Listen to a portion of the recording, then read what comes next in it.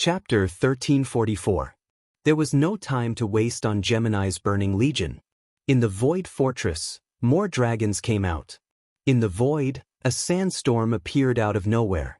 Countless gravel, and even broken warship fragments began to gather together, forming a behemoth. No demon was unfamiliar with this scene, because Nozdorm appeared like this every time. The king of space and time could appear anywhere he wanted, unless there was a stronger force that refused him entry. In the absence of Sardras and Archimonde, no one would be able to stop Nozdormu unless Jaden personally intervened. Queen Solora's delicate body shook violently. All right, another dragon king. See, Thun didn't catch the king of space and time, but what about the next one? An illusory scene appeared in the void.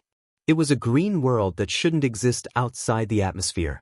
A beautiful green dragon stepped out of the illusion of the Emerald Dream. Who else could it be but Isra?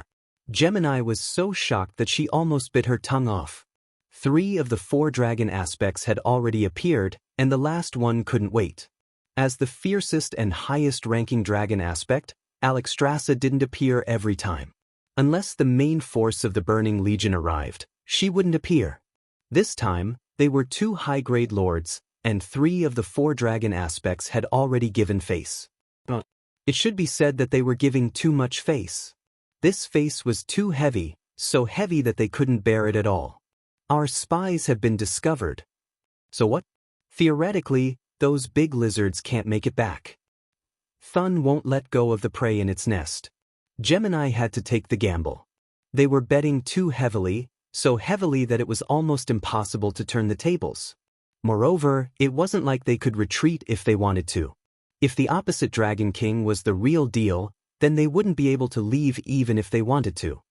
Bet? We can only bet. Bet on who? Malygos. If Nozdorm and Isra could escape from Thun through special means, Malygos was the least likely.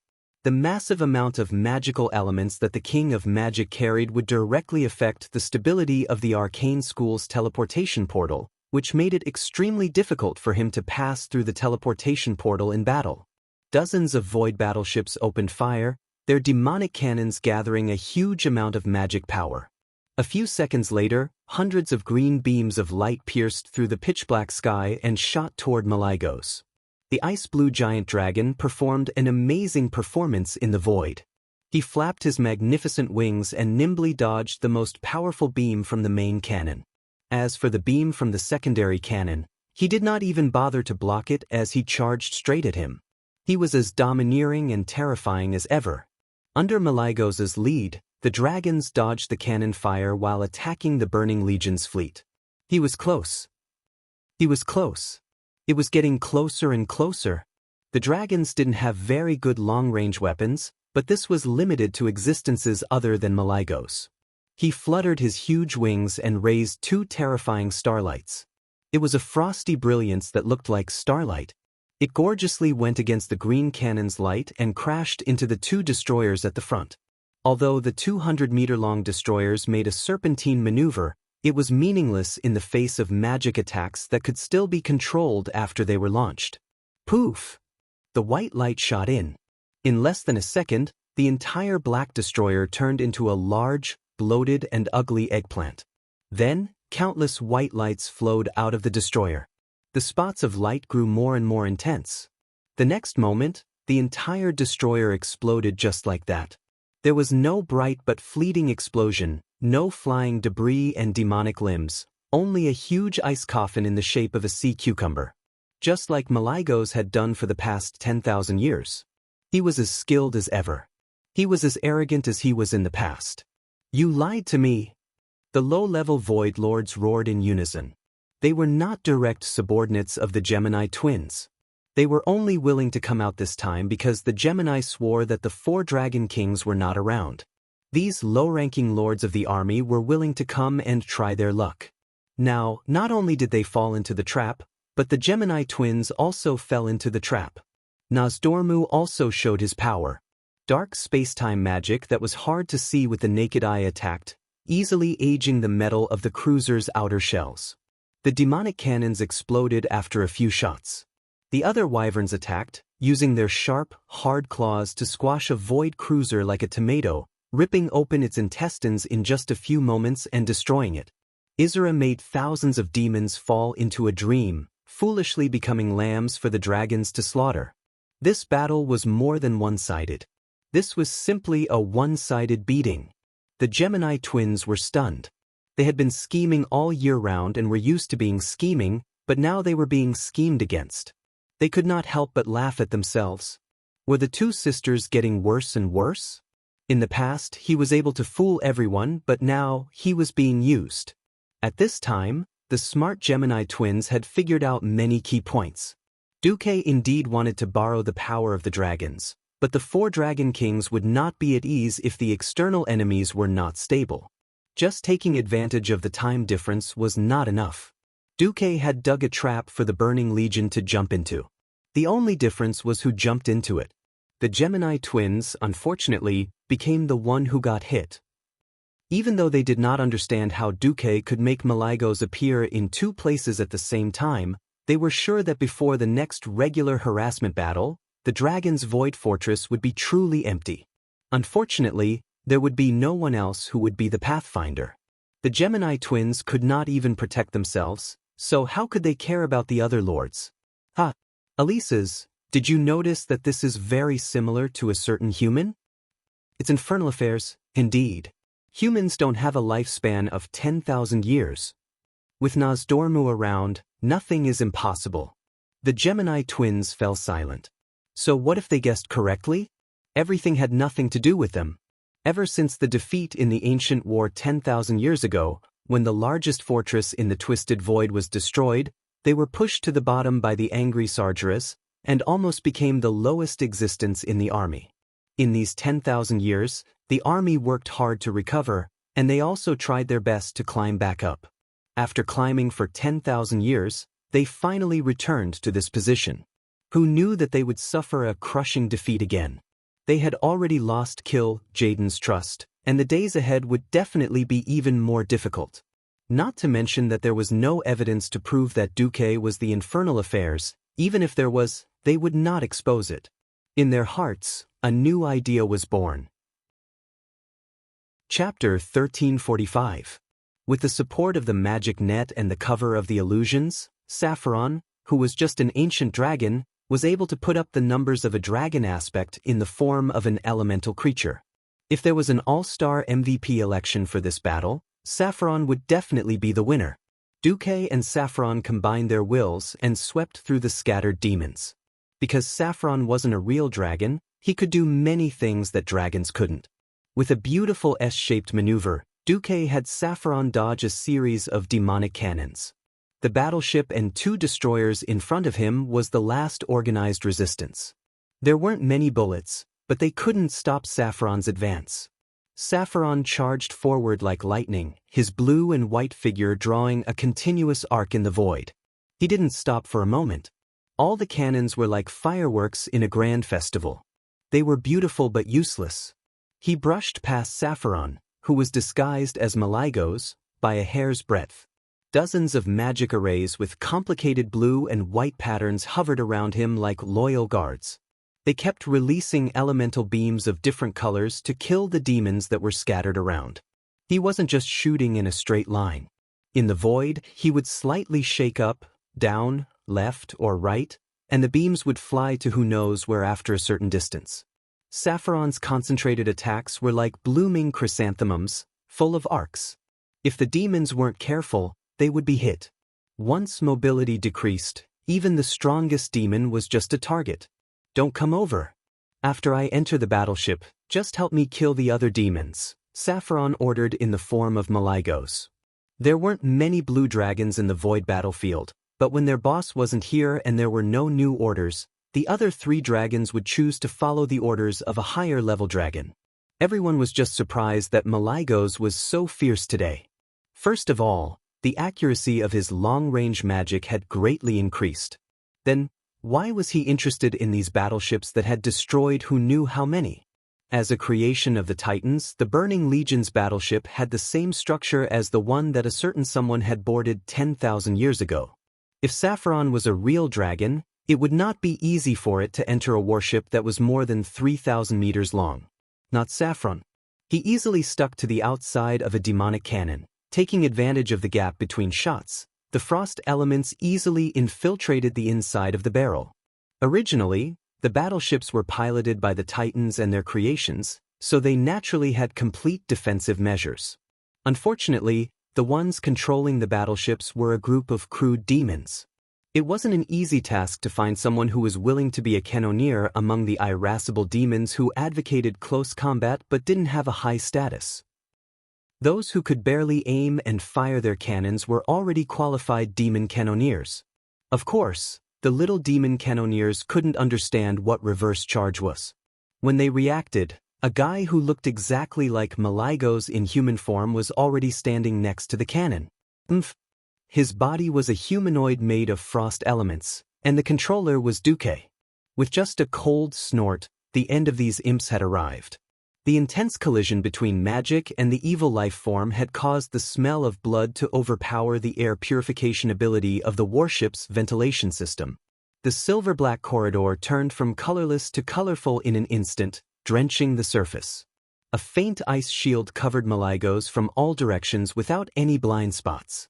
At the same time, a large amount of frost elements that looked like mercury surged and accompanied him. It was as if he was walking on the metal corridor of the battleship. The scene was as weird as it could get. 3 blurry dragonians slowly rose from the wave of frost.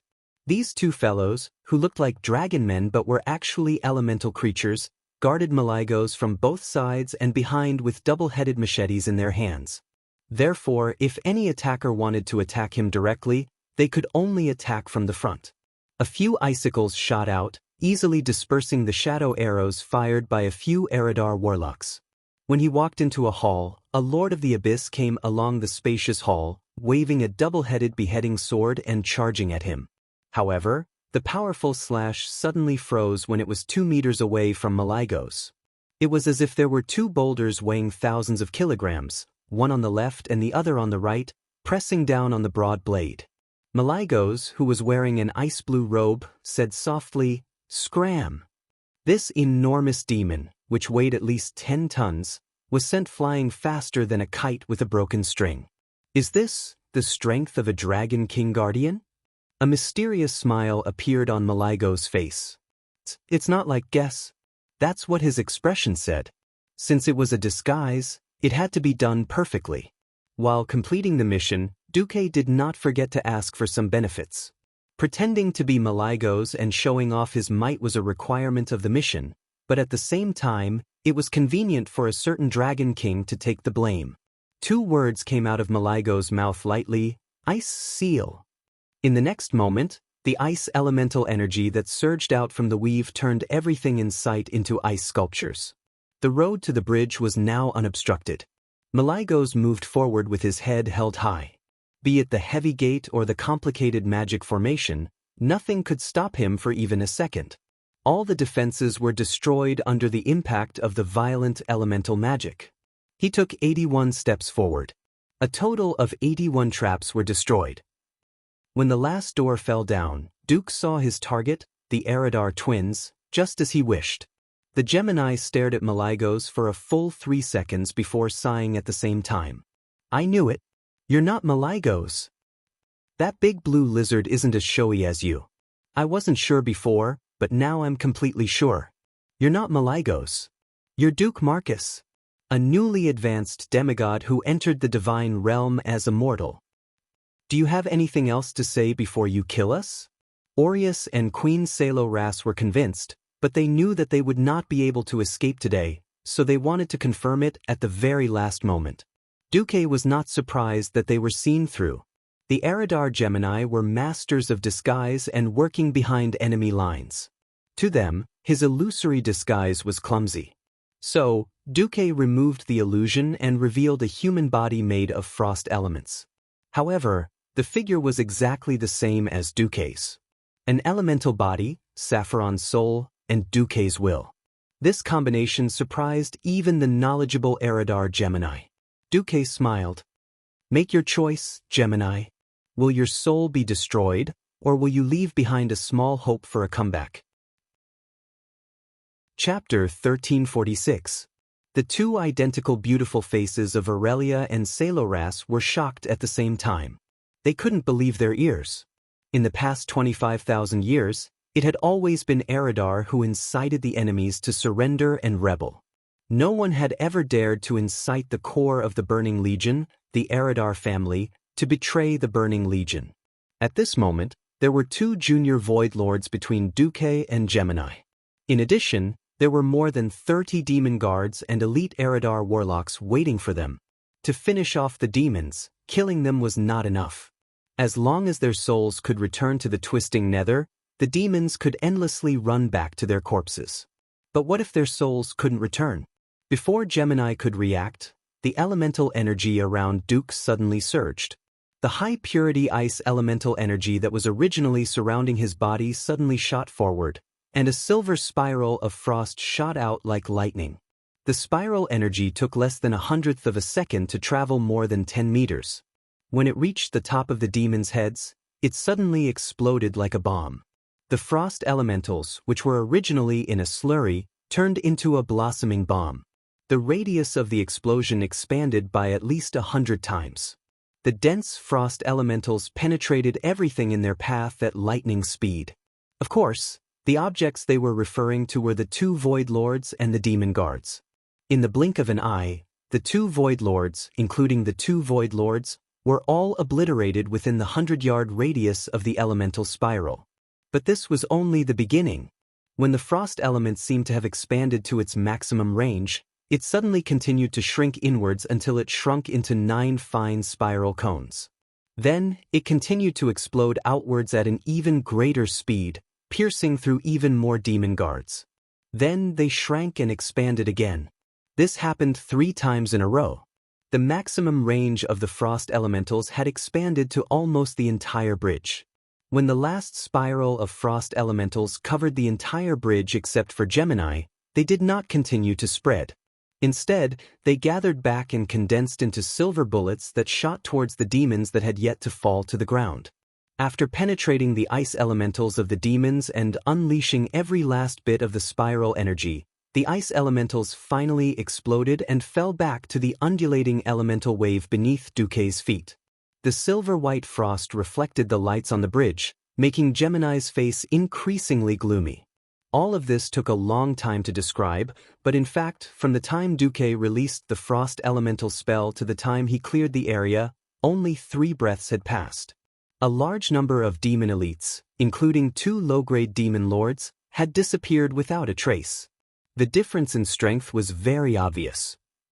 Being hung up and beaten was never the scariest thing. The worst that could happen was death. Every demon firmly believed so. What was terrifying was another scene that happened in a domain that mortals couldn't reach. In his spirit vision, the souls of the devils whose bodies had been destroyed and whose souls were about to slip back into the distorted void were suddenly intercepted. A huge illusory human palm appeared out of thin air and blocked the soul gate that had opened in the distorted void. The palm had a strange suction force, emitting gravitational waves like a black hole, and captured the souls of dozens of demons, including the souls of the 2 Void Dukes. Such a skillful technique of capturing souls. This was the domain of the Eridar warlocks.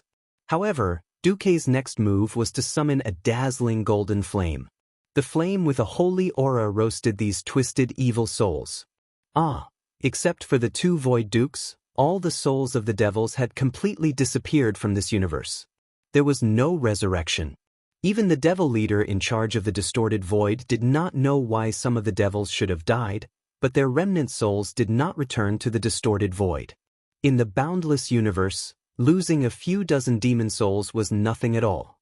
In fact, with the size of the Burning Legion, Jaden wouldn't even frown if a few high-grade demon lord souls were missing, as long as it wasn't a core mission, let alone dozens of low-grade souls. However, the Gemini were very familiar with the technique and hand gestures that Duque had used to capture the souls. It was very simple. They were the ones who had personally taught this to Duque. This scene gave the Eridar Gemini the impression that the world was collapsing. You are Infernal Affairs? The special name Infernal Affairs had too many special meanings in the Burning Legion. After the Burning Legion had wreaked havoc in the universe for 15,000 years, he was the only one who had caused irreparable damage to the Legion. One had devoted himself to the Legion, but he had ignored the Legion's sole counterattack.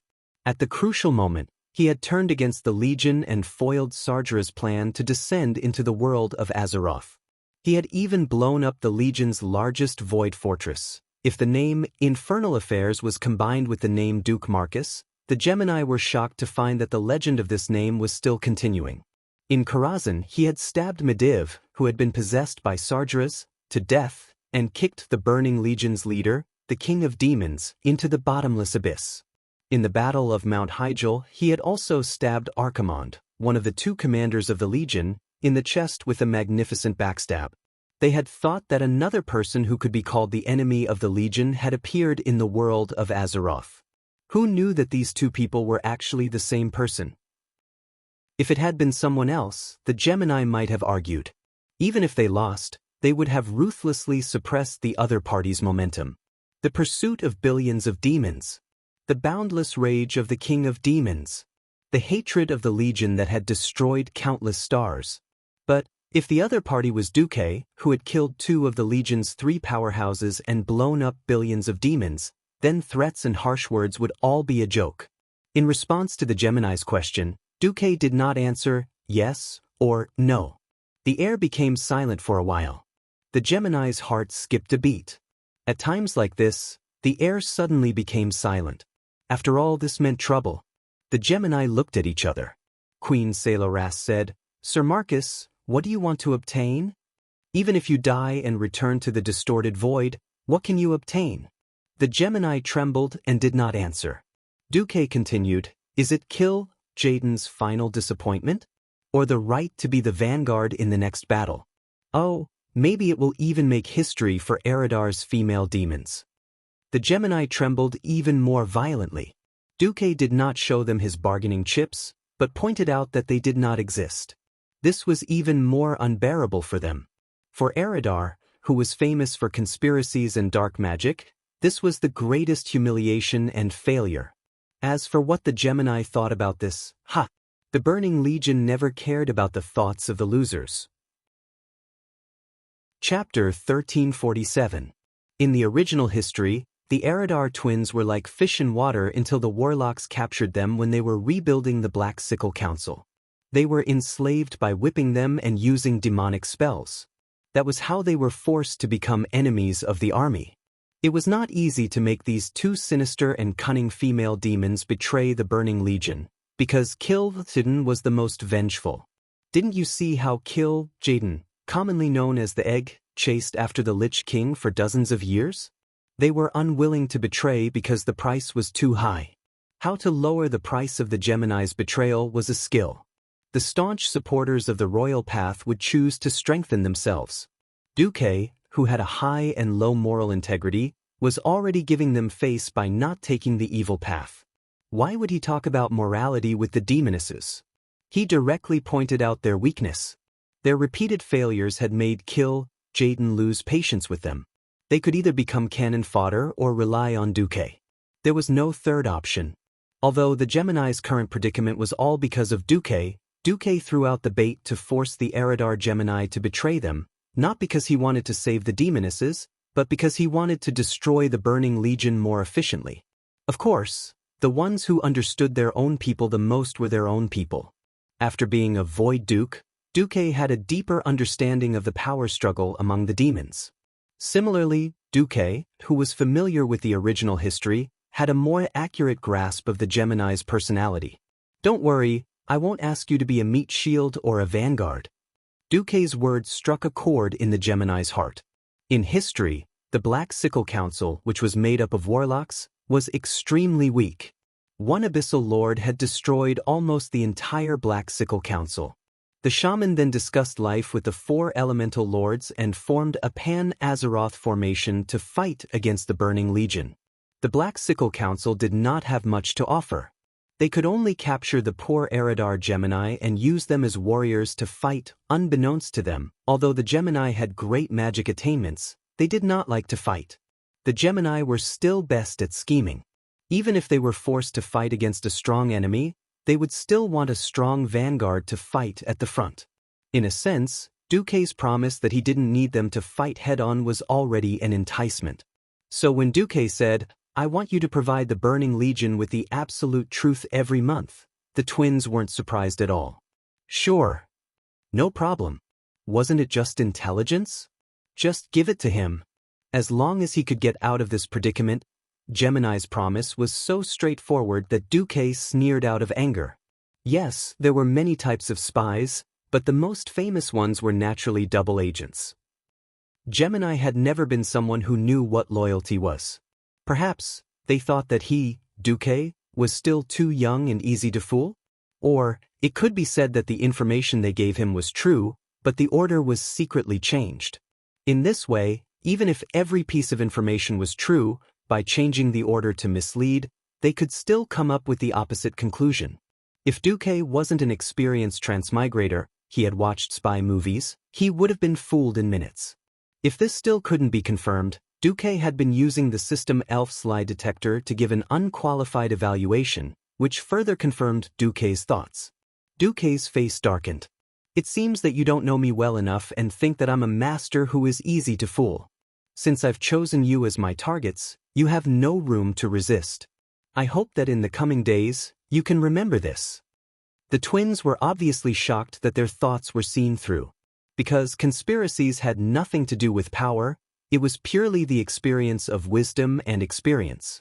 They couldn't understand why a human who was only a few decades old would suddenly think that they had a trick up their sleeves. However, if Duque wanted to make a move, they wouldn't just sit and wait. Auras used the violent flame scorch to set off a sea of fire toward Duque. Sololas used the dark and obscure shadow blade to sneak behind Duque and attack him. The twins' tacit cooperation was really amazing. Although there were all kinds of attacks from Gemini in all directions, Duque actually didn't need to do anything.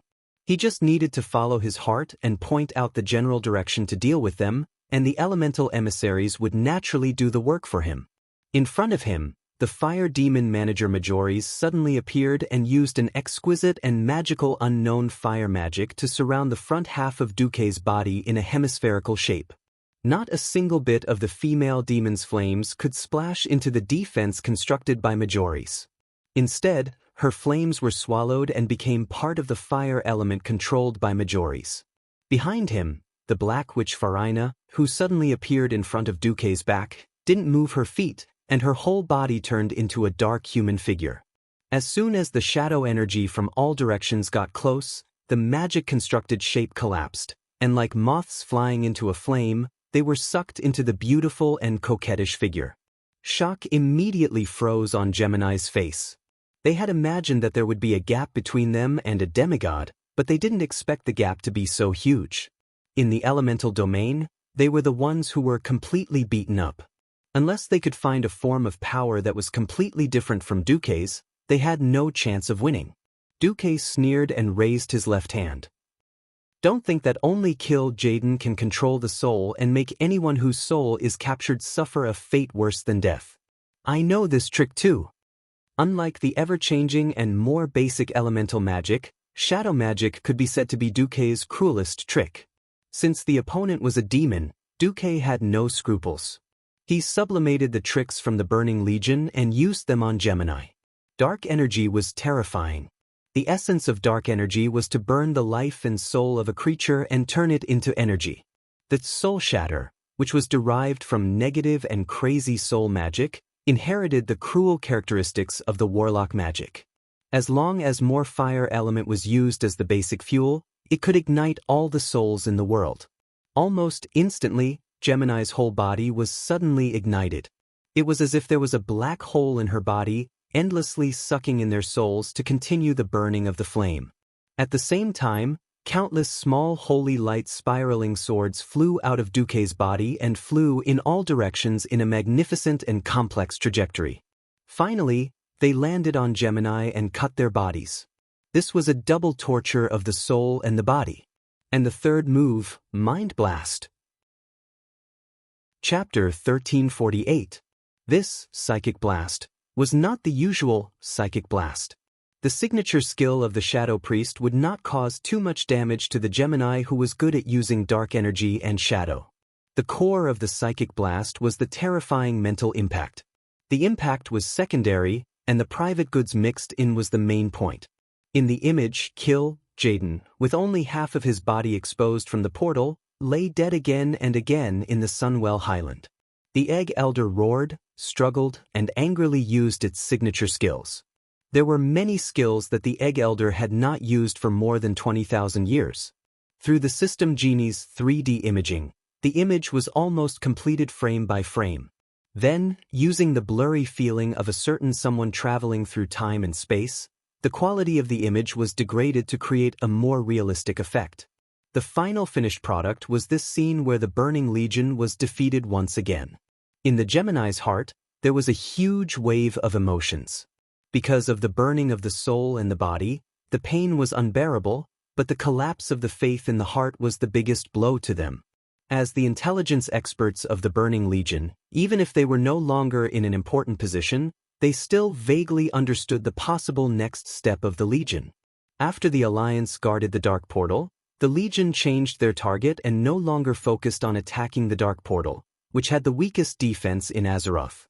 Instead, they tried to find a way to weaken the planet's defense, and on the other hand, inspired by the ancient war 10,000 years ago, they looked for a high-intensity source of magic similar to the Well of Eternity to support a more powerful portal. Archimonde had come to Azeroth through the portal twice. Although it ended in failure, this approach had been proven to work many times.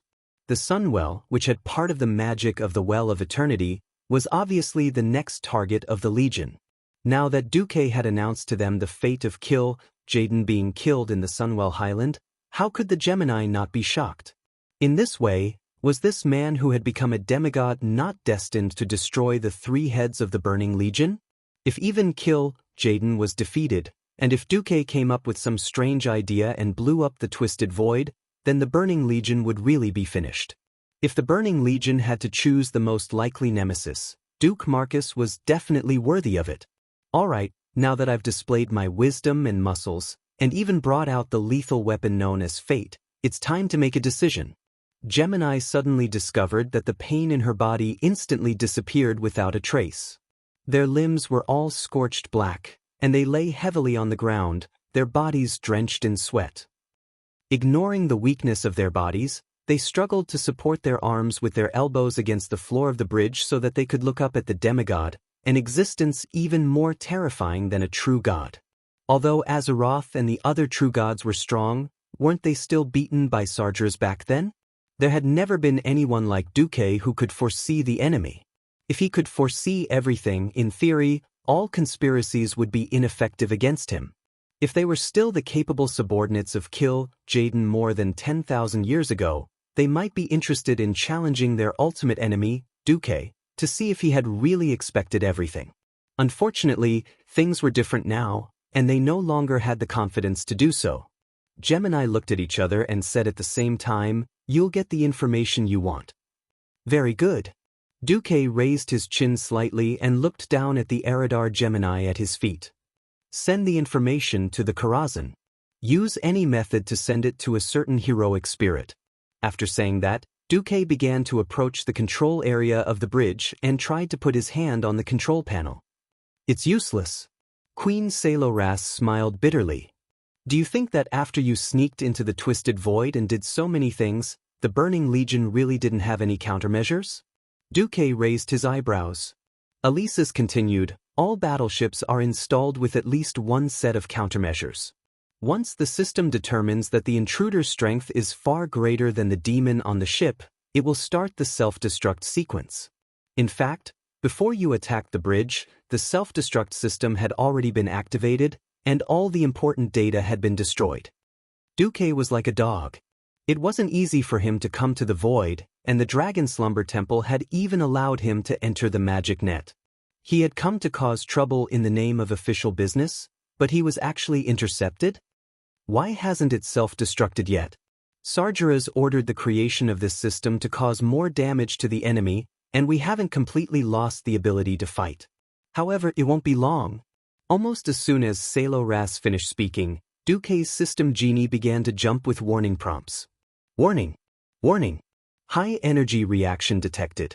The possibility of the Void battleship self-destructing is 99%. Duque's face darkened, and he snorted. Then Duque made his move.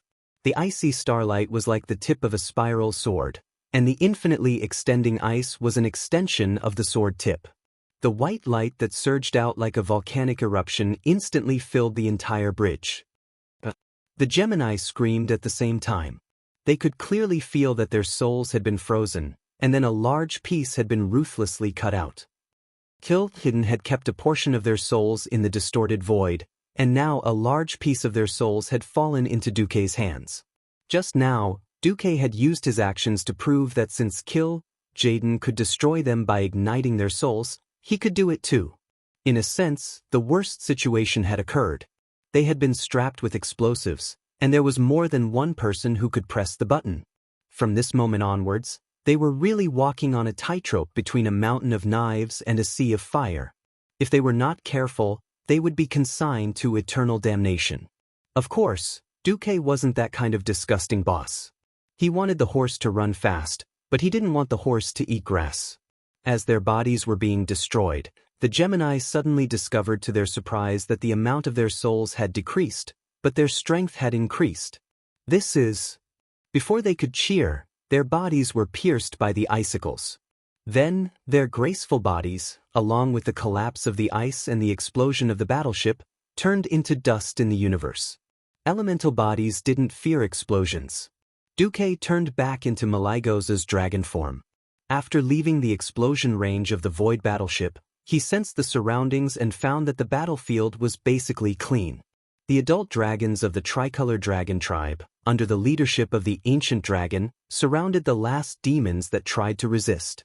At this moment, Nozdormu and Izura flew over.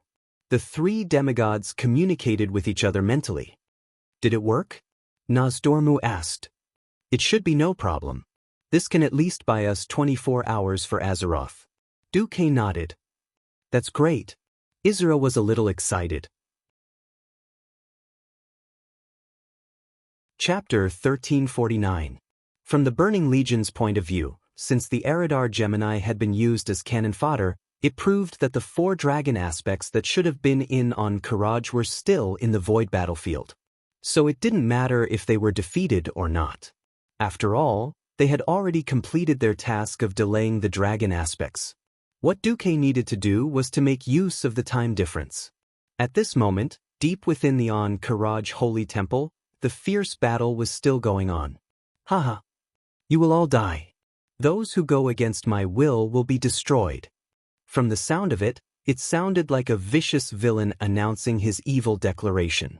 However, Thun's voice revealed an inhuman coldness, as if hinting at its master's mood swings. No one could imagine how twisted the mind of an existence that had been sealed for 25,000 years would be. Ever since he lost the Battle of Dominators and was sealed, Thun had been suffering for far too long. From the unbridled existence of the Dark Empire, he had become a forgotten existence. He couldn't wait to announce his return to all the intelligent creatures in Azeroth. And the best gift for his return was naturally the strongest demigod in Azeroth. Perhaps it was because his sealed power wasn't easy to unseal. Or perhaps he simply wanted to spread fear and despair. Other than fiercely attacking the 3 demigod dragons, Thun still spent a lot of time ruthlessly torturing the mortals. Arg. A Forsaken warrior who had been a Beastman chief in his previous life was accidentally stabbed by the giant claw's tentacle. The sharp claws, coupled with the terrifying impact, easily pierced through his superior armor. Gotcha. Everyone within a few meters could clearly hear the sound of that guy's spine shattering. As a skeleton warrior, his skeleton was everything to him. Now, his entire body was like those skeletons that were hung on the city gates as a warning to the public, being lifted up high. In the next second, the eyeball's tentacle moved closer, and the natural ray was injected into his mouth at almost 0 distance. The surging power of lightning rushed towards the core of his soul. In less than 2 seconds, a former chief, now a Forsaken warrior, disappeared from the world forever. Damn it. Old Howlgrum dashed over and slashed with a powerful horizontal strike. Against C. Thun, jumping around randomly was very likely to become a target for the tentacles of the eyeball. However, as an experienced old warrior, Grom's every move was so concise that it reached the point of returning to the basics. Looking at the space, he even had the time to make a 360-degree turn to increase the power of the axe. Poof! The tentacles of the giant claw, which had already suffered from repeated attacks, finally exhausted the last of its life force under the axe. It collapsed to the ground like a deflated balloon, and a large amount of pus flowed out of every wound. Such a fierce battle was only a microcosm.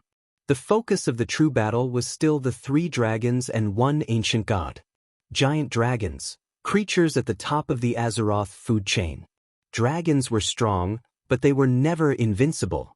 When encountering creatures that were similar in size to them and were not afraid of dragon breath, the dragon's long and slender limbs became their weakness.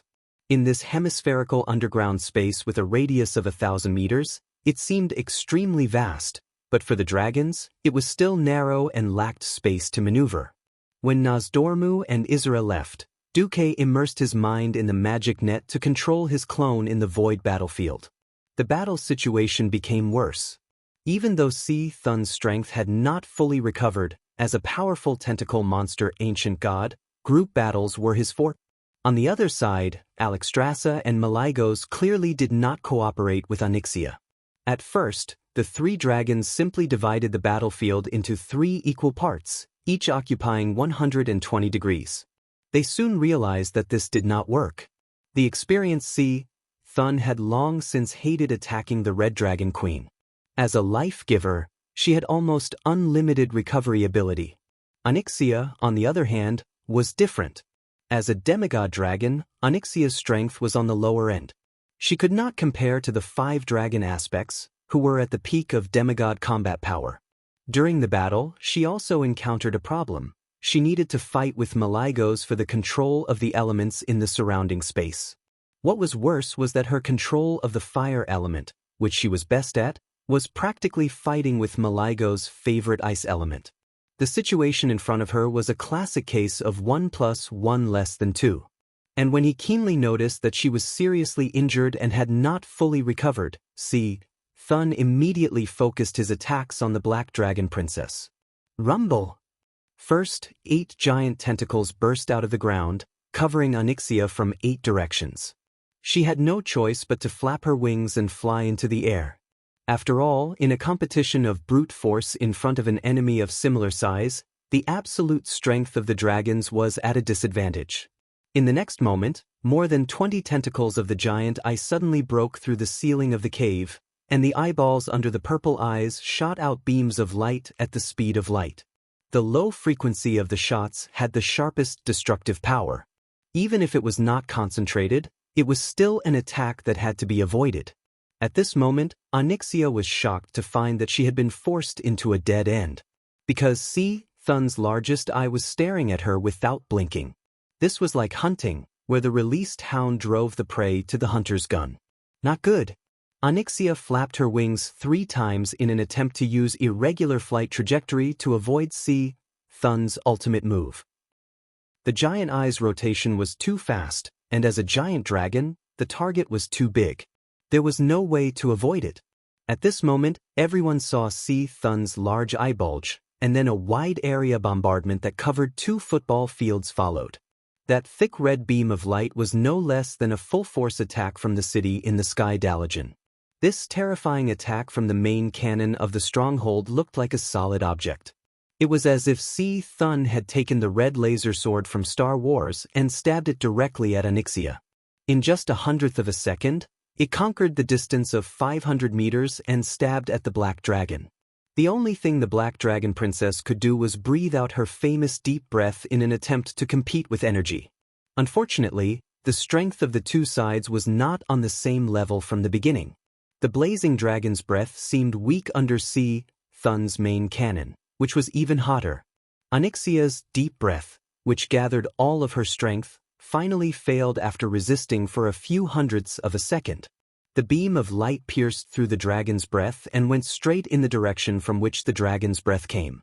It went against the flow and blasted towards Onyxia's head. The rippling fire elements even set the surrounding space on fire in an instant. Onyxia was shocked. I don't want to die like this. If my ultimate fate is still death, then what's the point of me being a mount? Chapter 1350. Onyxia already knew that Duque was going to fight against the Burning Legion, and she only needed to hold on for a while. Who would have thought that Thun would be so fierce? Its attack pattern was the same as Duque had said, but the number of tentacles had increased by several times. One giant claw tentacle could easily make a mountain giant kneel, and one ray of light from the giant eye tentacle could make an ancient dragon enter a state of near death, doubting the dragon's life before it died. For a moment, Onyxia began to wonder if she had hugged the wrong person. If she had to die bitterly to be a capable mount, then she might as well have been stubborn from the start. At the last moment, just as the Black Dragon Princess began to let her imagination run wild, an angelic voice suddenly rang in her ears. Transform! That was her Duque's voice. Onyxia had never realized that her master's voice was so pleasant to the ears. Woo-woo! I didn't suffer in vain after being tamed so many times. Without any hesitation, Onyxia quickly shrunk and transformed into a human. Alexstrasza, who was rushing over to help, was shocked. Onyxia's ultimate transformation spell had yet to reach maturity.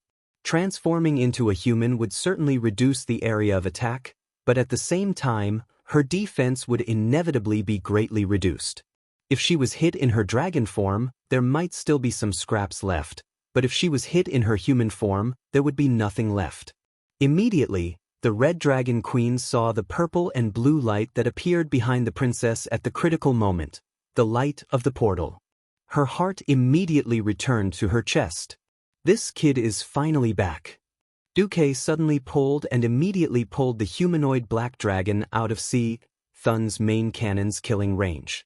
However, Duque only had time to pull her into the spatial crack before the terrifying ultra-high energy tore open the portal that Duque did not have time to close. The berserk magic power and divine power that had nowhere to vent easily caused a small-scale collapse in that part of the space. Even with a tiche, Duque could not protect this spatial tunnel. In an extremely embarrassing situation, Duque held the staff in his left hand and pulled with his right hand, using almost all of his strength to pull the Black Dragon Princess out of the spatial tunnel. Bang! The bystanders only saw a flash before their eyes, and the black dragon that was supposed to be hit disappeared. Then, they saw Duque suddenly rolling around with the mage who had transformed into Countess Katrana. Woo! Onyxia was pinned under him in an M-shaped position. When Duque came back to his senses, his face was full of embarrassment. The dragon under him blushed and whispered, "If you want to tame a dragon, can we talk about it after defeating Thun?" Duque was speechless. Nozdormu and Isra entered the arena once again. The two giant dragons that tore through space were very eye-catching. Only Orgrim whispered to Thrall, "I suddenly have a good idea. If you can deal with a certain dragon king like Duque did with Onyxia." Just then, Alexstrasza suddenly showed her power and bit off a tentacle of the giant eye that had reached over to seek death. In the next second, because the red dragon wanted to expel Thun's evil divine power, it used the power of life to evaporate the foreign substance in its mouth, causing the dragon's mouth to overflow with thick mist. Looking at the bloody mouth that was flowing with blood and Thun's pus, Thrall's face darkened. He shook his head like a rattle and refused to do anything. It had to be said that there was something called talent. Humans' talent in making friends was not to be underestimated. Focusing his attention back, Duque suddenly found that Thun was far more difficult to deal with than he had thought. In Warcraft, there were so many versions, and there were so many bosses that people almost couldn't remember their names. There were not many that could be branded in the minds of players and make countless players cry. Thun was definitely one of the best. Duque didn't remember if Thun was ranked first, but he was definitely in the top 3. In the earliest version of the game, Thun was simply unbeatable. No guild had any way to deal with it. Now, Fate seemed to be repeating this history that would torment people to madness. The 4 dragon aspects attacked together, but see, Thun was not at a disadvantage at all.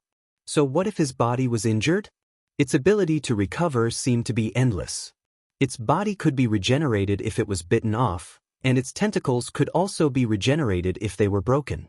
Everyone even had the illusion that they were not fighting against a powerful monster, but rather planet Azeroth itself. No matter how much damage they dealt to Thun, it could be replenished with energy from the planet and regenerate indefinitely. The only good news now was that the void battlefield had been settled. The 4 dragon aspects could now fight with all their might. At the same time, Duque also made a move. Don't fight with me for the control of the elements. Seeing that Duque was about to attack, Malygos warned Duque fiercely. He. A single sentence of, "Dragon that angers me will be in danger." For a moment, a scene appeared in Duque's mind. In Stormwind City's King's Valley, the hanging dragon head had turned into the blue head of Malygos. *CK. Malygos, you claim to be the king of magic, but what are you doing now? A wide area cone of ice was sent over, and 70% of the magic power was in the air, more than 20% was resisted by Thun, and less than 10% caused actual damage. Duque rolled his eyes. That's right.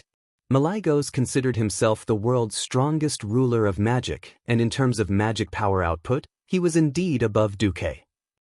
If Duque's magic power output per unit of time was compared to a train with a total load of thousands of tons, then Malygos was at least a cargo ship with a load of hundreds of thousands of tons. But it was precisely because of the difference in magic power demand that it seemed that Malygos' magic damage was higher. The dragon aspects didn't have a system elf, so it was impossible to calculate that in terms of magic power, Duque's damage was higher. Moreover, the dragon aspects were all siblings, so they worked better together. Okay, for Alexstras's sake, I'll hold it in. Duque was a demigod, so of course he couldn't just be a bystander. Didn't he see that after Onyxia got up, she turned back into her dragon form and changed to cleaning the tentacles at the edge of the underground cave? A thought popped up in Duque's mind. He acted on it. All of a sudden, a huge illusory 3-dimensional magic network formed under Duque's feet. It was like a spider's web, as dense as a hedgehog's. 6 types of elemental light bloomed at the same time. Malygos turned his dragon head and almost wanted to curse, but he suddenly realized that Duque didn't occupy the magic he needed. The magic that Duque used came from different corners of the elemental domain. The elemental world was very vast, and as a pure dimensional elemental world, not to mention a demigod, even a dozen true gods couldn't instantly use up the power of an elemental world. Chapter 1351. For the sake of convenience, the point closest to Azeroth was usually used to open the passage to the elemental realm. Because there was magic flowing all year round, those points were also the easiest. Now that Duque had avoided these magic absorption points, Malygos naturally lost the right to scold Duque. With a cold snort, the Blue Dragon King turned to focus on attacking Thun. Groups of magic elements gathered on the battlefield at a speed visible to the naked eye. They quickly condensed into something like a dark cloud, and then, accompanied by a thunderous sound, a sudden hail poured down. They constantly combined with each other in the air, forming a sharp existence like a sharp sword. Almost instantly, they pierced through the tentacle forest that had just risen. The hail was endless, and as the elemental group expanded, it continued to extend in all directions. Dozens of ice prisms the size of ballistae pierced through the tentacles of the eyeball, and flesh and blood flew everywhere. Thun's natural lightning magic and ice elements in the purple eyeball clashed fiercely, causing an even bigger explosion. The tentacle limbs that were blown away fell on the heads of the people around them like a landslide. These corrosive broken limbs were definitely not good things. For a moment, there was a lot of screams, and the allied healers were immediately busy. Kalia had improved a lot. In this situation, she did not chant a long and stinky incantation to activate a large area of effect, prayer of healing. Instead, she quickly cast Holy Word, Shield, on the unlucky ones in the center. A translucent shield protected them from further damage caused by the sputtering pus.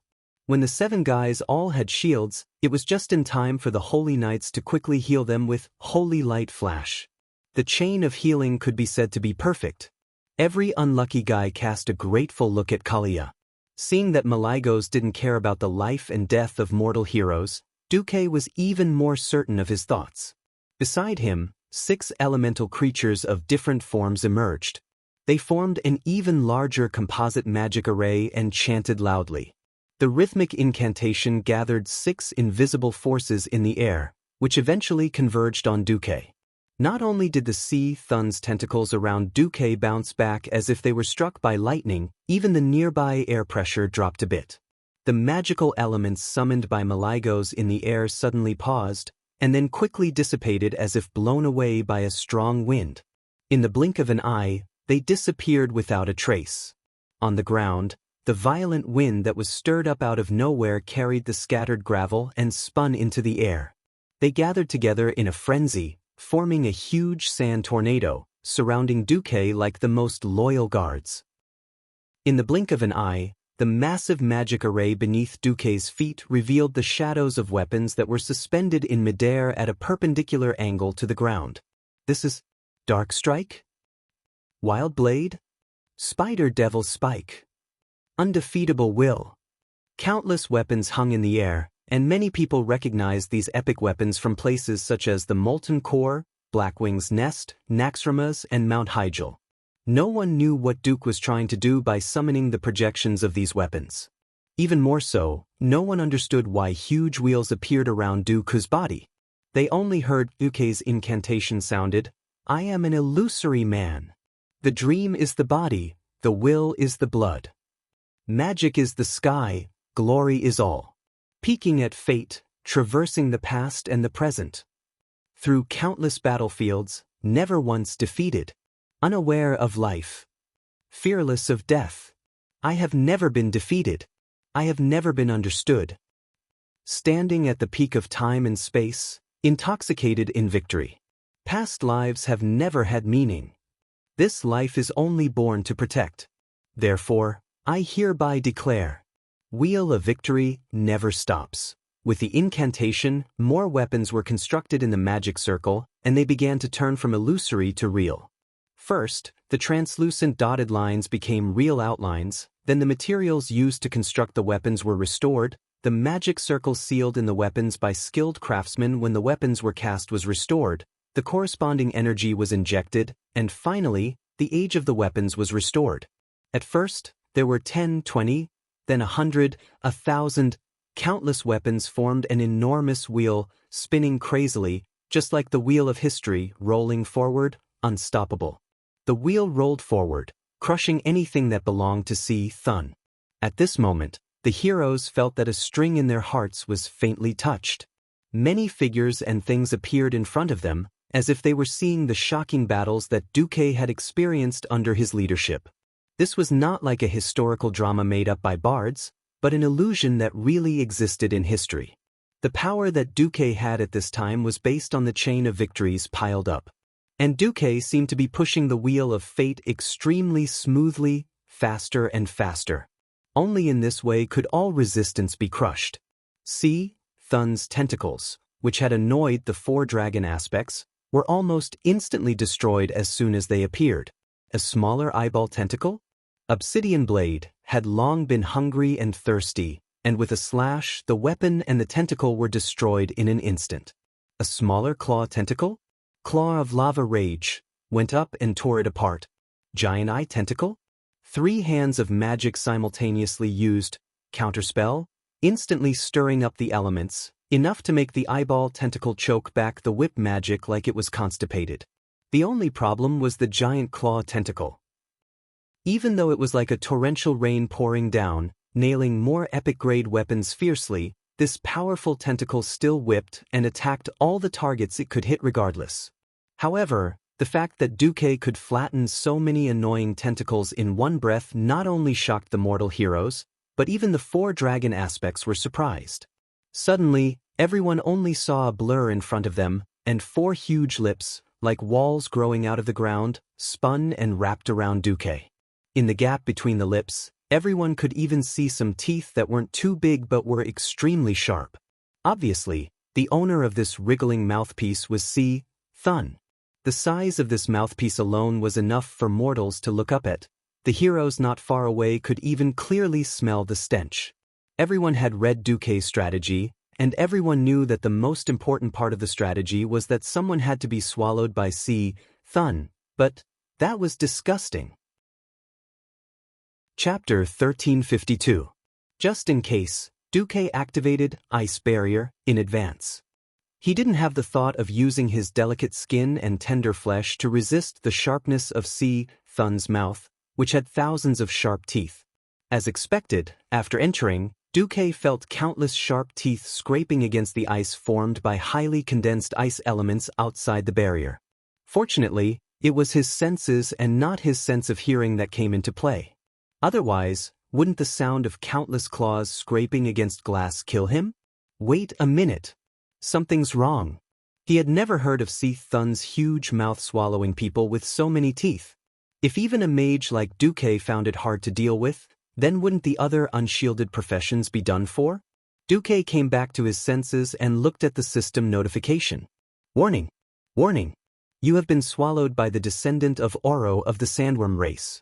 If you do not improve your condition, you may suffer serious damage. *CK. Did I make a mistake? Duque's face darkened, and he exploded on the spot. Do you think I'm Hello Kitty if I don't get angry? A mere descendant of Oro was naturally unable to block the connection between Duque and the magic net.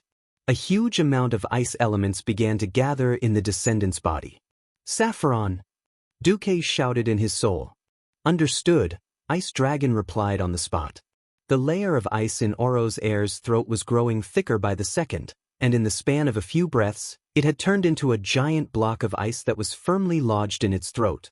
Then, an incomparably violent draconic aura began to attack its low IQ brain, shaking its rationality. Very easily, this mini-boss went completely berserk. It, who had originally retreated into the ground, jumped out again, ignoring the fierce attacks of the mortal heroes of the allied army, and charged straight ahead. In front of it was its boss, Thun. Who would have thought that it would recklessly smash a large bloody hole in the lower part of its own gang leader's incense burner-shaped lower body? It even waved its 6 commissary below its mouth part as fast as lightning, trying to drill into it.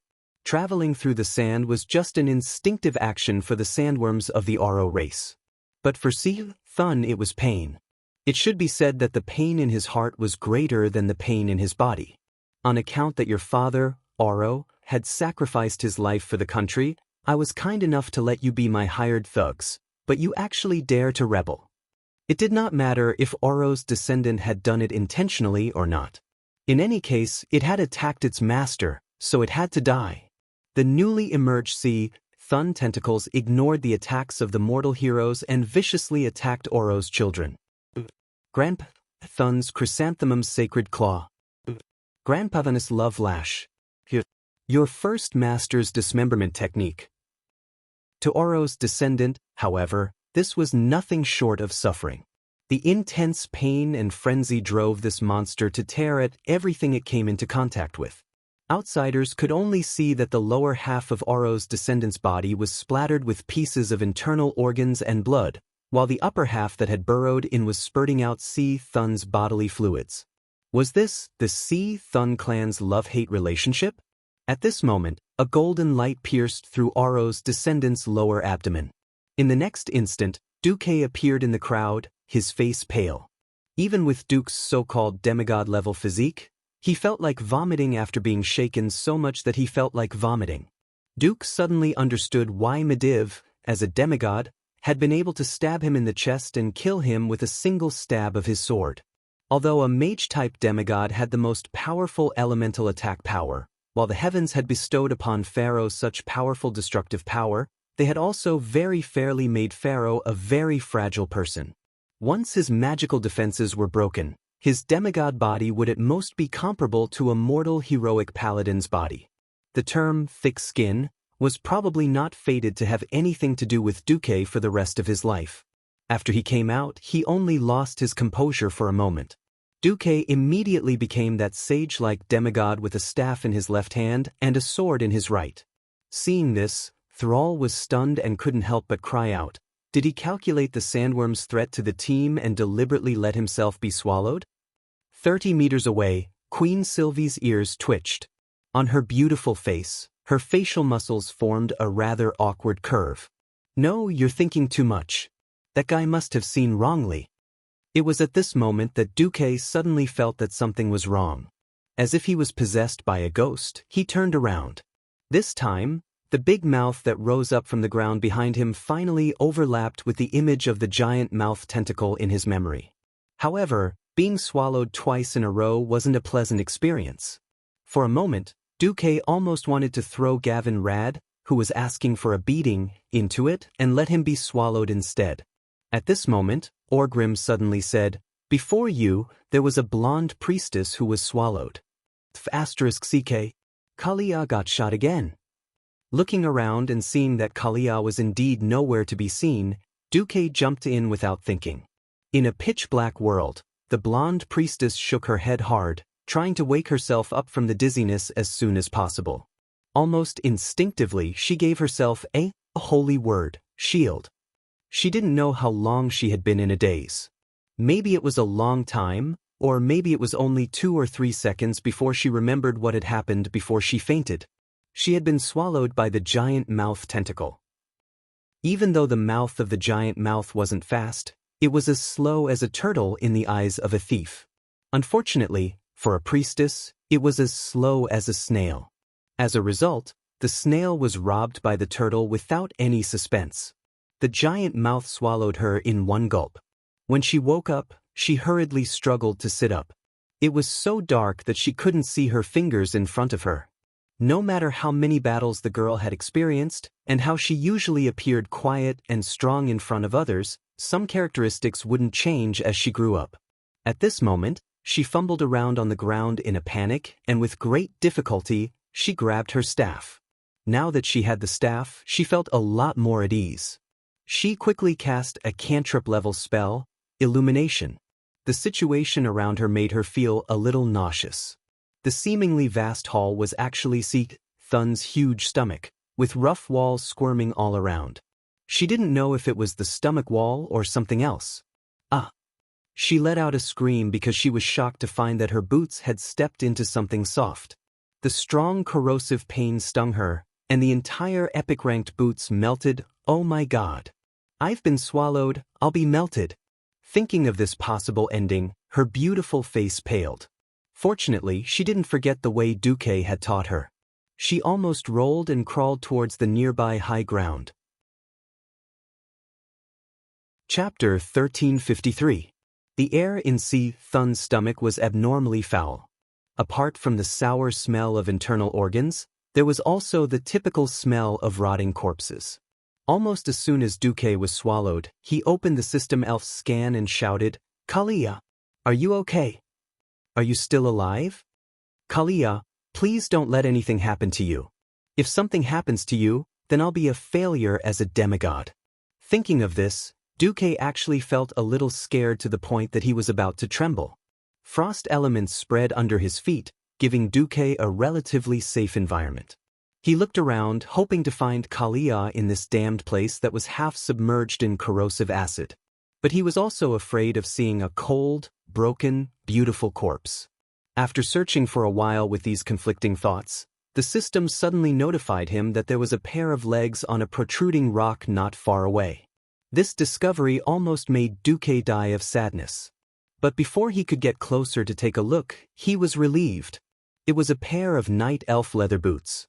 It must have been some daring elf thief who had sneaked in not long ago and tragically died. Duque took a light breath of the cool air filtered by the ice shield and began to move towards higher ground. Although Kalia's movements were not as nimble as the other women, she had seen the world and experienced great battles. At this time, she should have at least run to the predetermined location. Without even needing to throw a few fireballs, Duque could see in the blurry darkness that there was a high ground in his 9 o'clock direction. If history did not lie to him, that was the only exit. The elements here were already quite chaotic, so he could not use flash. Duque activated his magic and ice shield, moving quickly against the debris falling from above. Soon, he found a human body on the top of a small hill. Duque rushed over and pulled, his hands full of corrosive mucus. If it wasn't for the holy light in her body forming a small protective layer on the surface of her skin, if it wasn't for the thinnest acid here and the extra extreme nature potion protecting her, Kalia might have been a corpse by now. At this moment, Duque looked as if he had found a rare treasure and let out a long sigh of relief. He skillfully controlled the frost elements to melt into a stream of water, gently washing the disheveled yet beautiful female body in front of him. His upper body was exposed to the air, and he just happened to fall on the stone, so he didn't suffer any damage. Her lower body. Ugh, although she wasn't injured, her dress and everything else had been melted and torn. If it wasn't for the strange atmosphere, Duque would have silently praised her in his heart. Using the ice shield to repel the other elements, Duque turned her body over with his left hand and used the holy light to expel the filth from her body. At the same time, he placed his hand on her chest to check if she still had a heartbeat. At the same time, he called out to her urgently, "Kalia!" Halfway through, Duque knew he was in trouble. That's right. There was nothing wrong with a female priest. The blonde was wrong. Your sister's blonde hair. It was obvious that Thun's tentacles were constantly emitting green, purple, and other such lights, causing the vision of others to have a color difference. That's right. That bastard Orgrim was one of the Forsaken? Then what the hell was he looking at? It was obvious that he was looking with the soul fire, so it was all black and white. Well, the main point was that the size and shape of the harmonious thing in his hand was completely wrong. After so many years, how could Duque have gotten the size of Kalia's ball wrong? At this moment, the dignified commander of the Alliance, the true demigod of Azeroth, Duke Marcus's face turned green, and the waterfall of sweat on his back looked like he was about to collapse. Oh my God! Please, don't let her wake up at this time. The silly Duque had forgotten that he himself was someone who had stepped into the realm of gods, and he was fighting against the few true gods of Azeroth. He didn't even believe in himself, so who could save him? Her raised eyebrows moved, and her fair face was already full of crimson.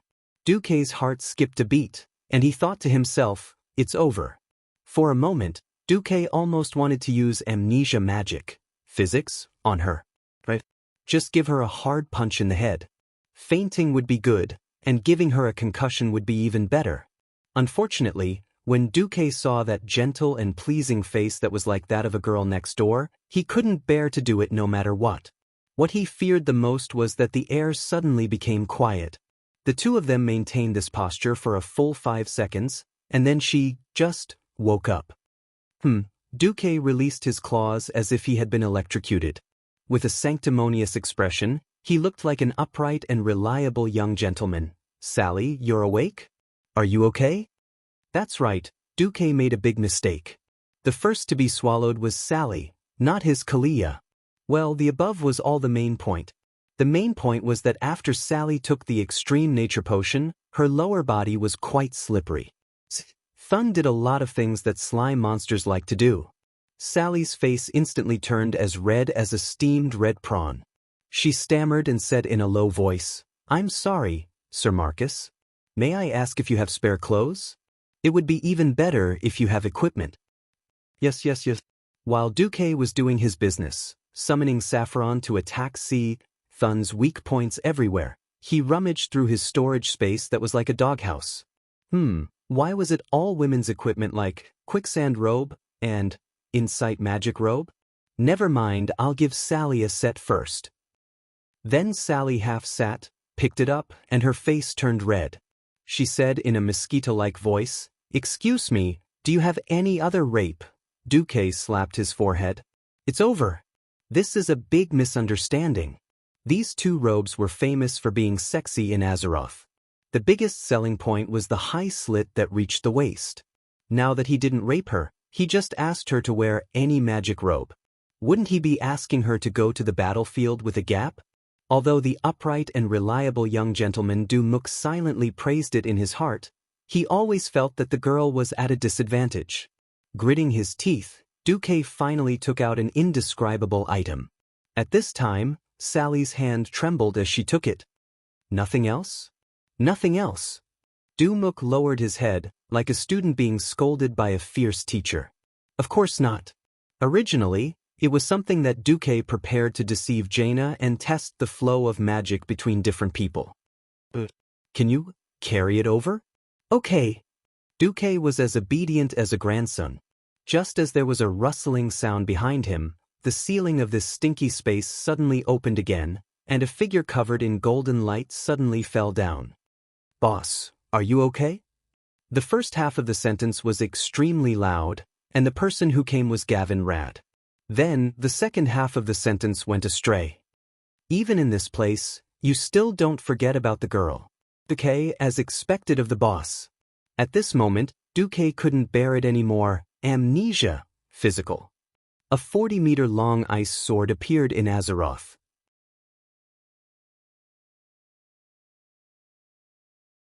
Chapter 1354. Puma. Where did I come from? Where am I going? In his dizziness, Gavin Raid naturally thought of the legendary 3 questions of philosophy. Suddenly, a thunderous roar sounded in the turbid air. Gavin Rad, don't just stand there. Taxi, Thun's stomach wall with all your might. With that, Duque slapped the back of Gavin Rad's head, as if trying to wake him up. But Gavin Rad felt even more dizzy. Boss, why do I feel like you were the one who hit me hard just now? Gavin Rad recalled as he slashed at the stomach wall next to him with the wind sword and added a hammer of wrath. How is that possible? Duque argued. It was you who didn't dodge Thun's tentacle before coming down.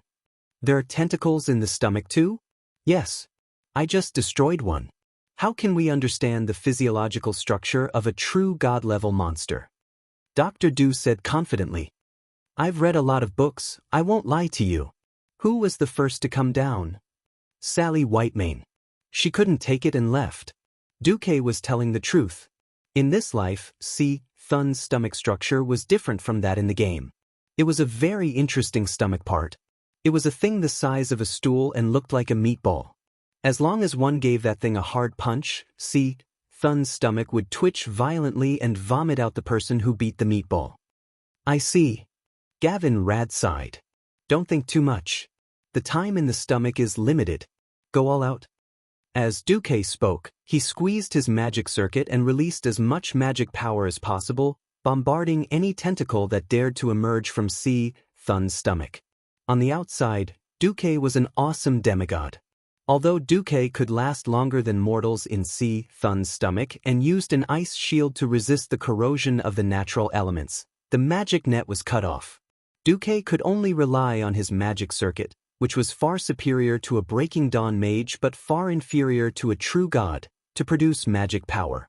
Soon, when the Oxhead chief Cain fell down, Duque couldn't hold on any longer. He had no choice. He had wasted too much time trying to save Sally. Before Duque left, he left behind a magic orb. As long as it was not destroyed, the ice elements released from it could at least act as a shield and air filter, allowing the people inside to last longer.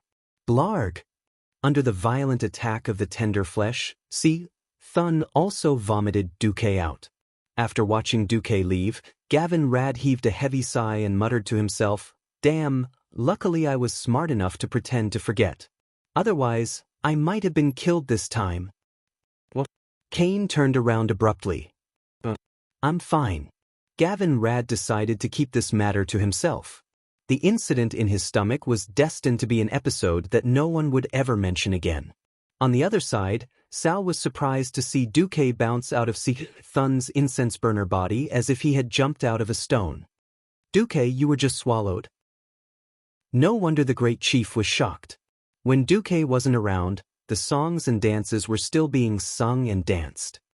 No, it should be said that under the control of several elemental emissaries, more epic weapons were smashed out. Now, there were almost no small tentacles on the scene, whether it was claws or eyeball tentacles. Basically, as soon as the small tentacles came out, they were instantly killed by the weapons thrown out by the Wheel of Victory system. The mortal heroes were able to focus more on dealing with the giant claws and eyeball tentacles. In theory, the scales of victory should be tilted towards the allied forces. But this was not the case. Because in the outer circle of the battlefield, a terrifying fog of death had accumulated. They couldn't figure out what it was, but they could confirm that it wasn't just pure elemental damage. It was more like a combination of crazy will and some kind of terrifying curse. Nozdormu, who was the most unafraid of death, swept his tail made of sand in. It was fine if his tail suddenly broke midway. At first, the broken tail was like a broken lizard's tail, twisting and jumping on its own. After a few breaths, it turned into a sand monster the size of a minotaur with an unknown number of limbs. A kind of chaotic will and power that had never been seen before forcibly took away Nozdormu's control of the sand, which then mutated and created a new unknown type of monster. These monsters were extremely fierce. They fiercely rushed forward and attacked the Alliance and Horde powerhouses. In just one encounter, 2 of the forgotten powerhouses were directly killed, and even their corpses were devoured. Even a strong person like Orgrim's left arm was broken. Fortunately, the undead didn't feel pain. After using dark healing, he could barely move his left arm. Considering that no one had the energy to disperse such a large-scale, tentatively called poisonous fog, the entire battlefield suddenly became crowded. From the initial radius of a large space of 1,000 meters, it quickly shrank to less than 800 meters. Obviously, the speed of shrinking was still increasing. It could be foreseen that in at most 5 minutes, the 4 dragon aspects would completely lose the space to move. Do you have any ideas? Alexstrasza shouted to Duque in the dragon's mental network. Our people will hit Thun's stomach. Theoretically, after a certain extent, Thun will fall into a short period of weakness. Then we'll go all out? Okay, but I hope that Onyxia will come too. As soon as the Red Dragon Queen's voice fell, 2 voices of opposition immediately appeared in the network. She's not qualified. She can't do it. The first voice was Maligo's, and the second was Nozdormu's. Obviously, Isra chose to be neutral. Alexstrasza seemed to be in a difficult position. As hardcore members of the Pantheon, the dragons had always fulfilled the duty given to them by the Titans, which was to protect planet Azeroth. They couldn't ignore the disturbance of the ancient gods. However, these ancient gods were existences that even the Titans couldn't deal with back then. In her opinion, the only way to destroy Thun's body and seal it again was to gather the 5 great dragon aspects in the Great Formation. Now that Maligos was holding them back, Onyxia could tell at a glance that she didn't have the will and confidence. Alexstrasza felt a headache coming on. At this time, Duque suddenly said, "Onyxia, go. This is for me." But the Black Dragon Princess immediately became decisive. It wasn't an order, not being forced. Duque's words, "for me," could make this once cunning black dragon become brave? The Red Dragon Queen glanced at Duque with curiosity. Maligos didn't let it go. "You'll replenish the insufficient energy?" "Yes. I'll replenish it." Chapter 1355. This is the dragon race's secret. Maligos' voice in the spiritual network was as firm as stone. "I'm only responsible for providing energy. As for how it's used, that's Onyxia's business." That was what Duque said. In fact, for a guy of Duque's level, just from the changes in energy transmission and observing the dragon race's magic array, he could see many things. Not to mention that Duque had a killer weapon, the System Elf. Now the dragon race had fallen into a vicious circle. If they wanted to exert the greatest power, they had to use the black dragons who had once betrayed them. Only by joining the Guardians of the Earth could the Pentashade dragon race be considered complete and exert the power of various high-end magic arrays to the extreme. Here came the main point. Ever since Nethario, the Wing of Death, was tempted by the ancient god Enzoth, the entire black dragon race had become the target of corrosion. Even every young dragon that had just hatched from the dragon egg would be affected by the ancient god. Onyxia was the only exception. Although she was also born after the fall of Deathwing, Firstly, she was a direct descendant of Nisario, so her vitality and will were stronger. Secondly, she was subdued by Duque when she was on the brink of death at 1% HP. In that extreme situation, even Enzoth had given up on her. In the end, Duque picked up a big bargain and got rid of Enzotha's will and soul corrosion hidden in her. During Alexstras's visit, she had even touched Onyxia herself to confirm this. It could be said that Onyxia was now the only black dragon that the Dragon Sleeping Temple could ally with, and the only black dragon that was qualified to be allied with. By the way, a certain black dragon prince who was also quite famous in history was still just an egg. Oh, maybe not even an egg. Because Deathwing died early, perhaps the poor guy known as the black-bellied Ratio would no longer have a chance to appear in this life. Speaking of which, since there was no choice, there would not be too much psychological burden. After Alexstrasza promised that if it didn't work, she would turn it into the Four Dragons formation, Maligos finally expressed his acquiescence with silence. After leaving the dragon race's spiritual network, Duque immediately looked at the data in the system prompt. In C. Thun's stomach, he left not only an ordinary oxygen mask and a natural resistance shield, but also a small surveillance circle. It could monitor the condition of the tentacles in C. Thun's stomach. In theory, if history didn't trick him, C. Thun would enter a period of weakness after all the tentacles were knocked out. It was a rare opportunity to focus all their firepower. Any attack that hit C. Thun's body would cause more than double the damage. The timing was not easy to grasp. First of all, the scene must not be too chaotic. If the scene was too chaotic, it would be easy for a murder case to occur. If they could not even keep their lives, how could they talk about focusing fire? Secondly, it was to pick a time when C. Thun's previous batch of giant tentacles had been killed and the new giant tentacles had yet to appear. Finally, he had to dodge C. Thun's ultimate move. Its kinetic death ray could instantly kill anyone it saw. Even Nozdormu, who was known to have the thickest skin, did not dare to take it head-on. Almost at the same second that Duque finished thinking, most people suddenly heard C. Thun's murmur. "You will die. Your heart is about to explode."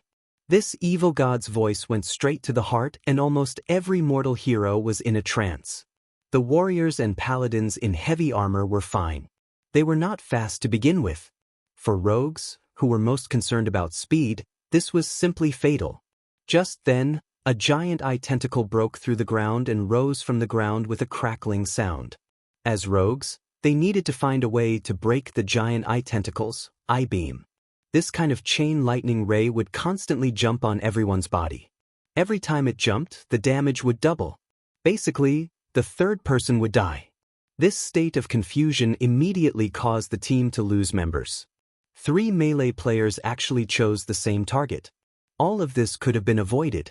At most, the moment they discovered it, the 2 furthest would just roll away. However, the ancient god's mental attack directly caused everyone to enter a state of soul paralysis.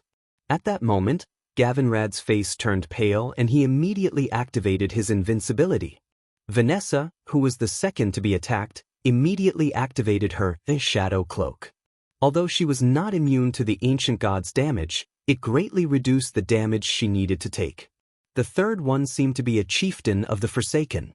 When the highly concentrated Lich hit him, the people around him were shocked to find that his entire body had turned green. His body, which was no longer decaying because of the shadow power, suddenly turned into a human figure that seemed to be made of green algae. The next second, his entire body scattered on the ground like quicksand. Only the sound of epic-grade equipment clashing against the gravel could be heard. On the other side, Grom was also hit. He, who always fought first in every battle, became the target of the giant claw's tentacles in a brief pause. The huge tentacles wrapped around his entire body, trying to grind him to pieces. This furious attack could be said to have used up all of Grom's strength and courage. At this moment, he was almost standing in the same position as what Oro had said. If the giant claw's tentacles were a few centimeters deeper, Orgrimmar would lose a living legend the next day. Tentacles were soft structures and did not have joints, but because the giant claw's tentacles had a hard claw-like structure, it had joint-like joints. Grom was betting on whether there were strong muscles there. If he did not make the right bet, I've lived enough. Master Howl said to himself in his heart. Living enough did not mean giving up. He used his remaining right hand to grip the handle of the axe tightly, and with a sudden knee strike, he hit the joint of the giant claw. An armor of Mount Hygel's level was indeed extraordinary. The leg armor violently hit the giant claw's hard shell full of barbs. Fortunately, his knee was not pierced into a sieve because he used the warrior's unique Fury attack, which even produced an effect similar to Thunder Strike. This gave him a precious opportunity. Even if it was only for a short moment, Blood Howl perfectly hit the joint of the hard shell on the tentacles. The sharp axe blade easily cut through the thick tentacles as if it was cutting through butter. It was a pity that when he jumped down, he did not pay attention to his feet. Although the heavy boots had thick metal soles, this could not stop a hard claw from piercing through the soles and into the surface of his foot. He felt that the entire sole of his foot was completely pierced, and the pain was so great that he was twitching. Even when he pulled his foot out as fast as he could, Theon's holy light flash was still quickly applied to his head. He still knew that for a long time he would not be able to use his signature jumping slash. At this moment, he suddenly saw the eyeballs in Si Thun's huge purple eyes begin to bulge. Everyone be careful, Si Thun is about to use Dark Flash.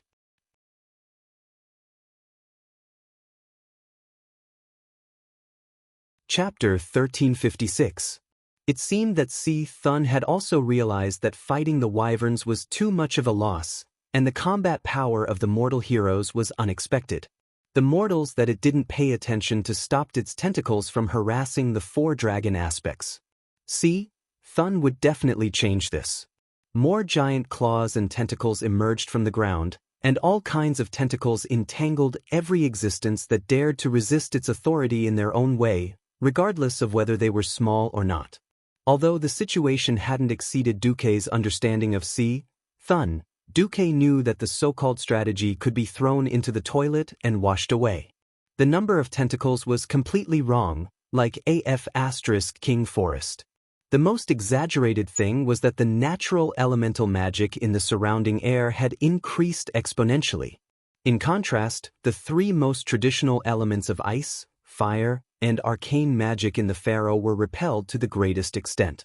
Si Thun was crushing all of the pharaoh, including Maligos and Duque, with his true god-level power. This was its lair, and it was in charge of what kind of place it was. Maligos was furious. This meant that if he wanted to play magic, he would have to downgrade to the Breaking Dawn level. This was absolutely humiliating for him, who claimed to be the only ruler of the magic world. He immediately made a decision to give up the magic he was best at and instead pounced on Si Thun, biting and chopping off every tentacle that belonged to Si Thun. Not far away, Duque could clearly feel that at this moment, the laws of magic that all mages were familiar with were being forcibly distorted, leaving him in fear.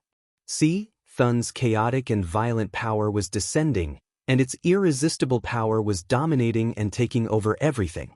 Duque could hear the sound of the magic net collapsing in this area. The shattering sound in the soul's vision was even more unsettling and frightening than the earth-shattering roars in reality. Moreover, the magic net was the main part of Duque's main city as a god. The collapse of this part of the magic net was tantamount to cutting off at least 30% of Duque's strength in one go. That was very shrewd. Duque's face fell. A dragon aspect was still a dragon without magic.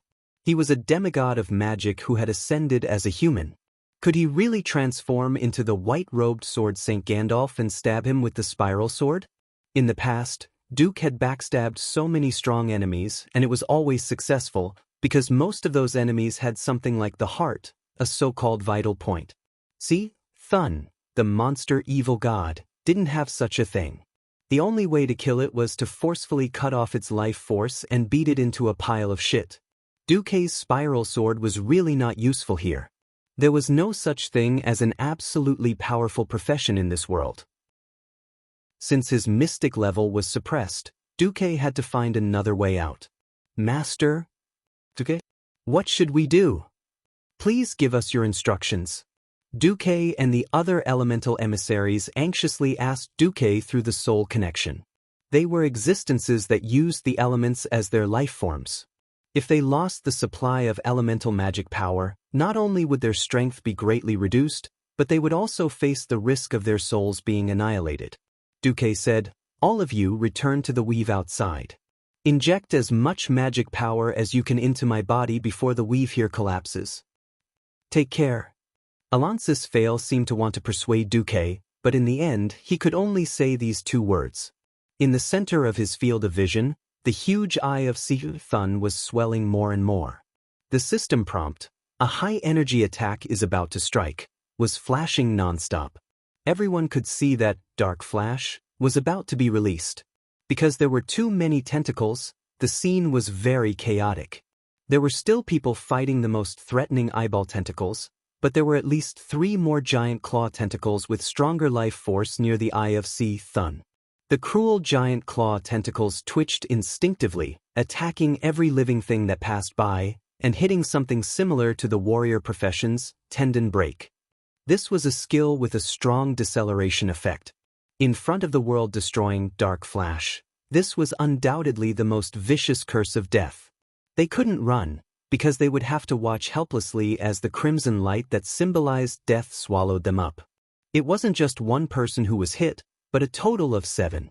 Magni could rely on Avatar, and Theon could use his invincibility to get rid of this damn debuff, but the remaining 5 couldn't escape no matter what.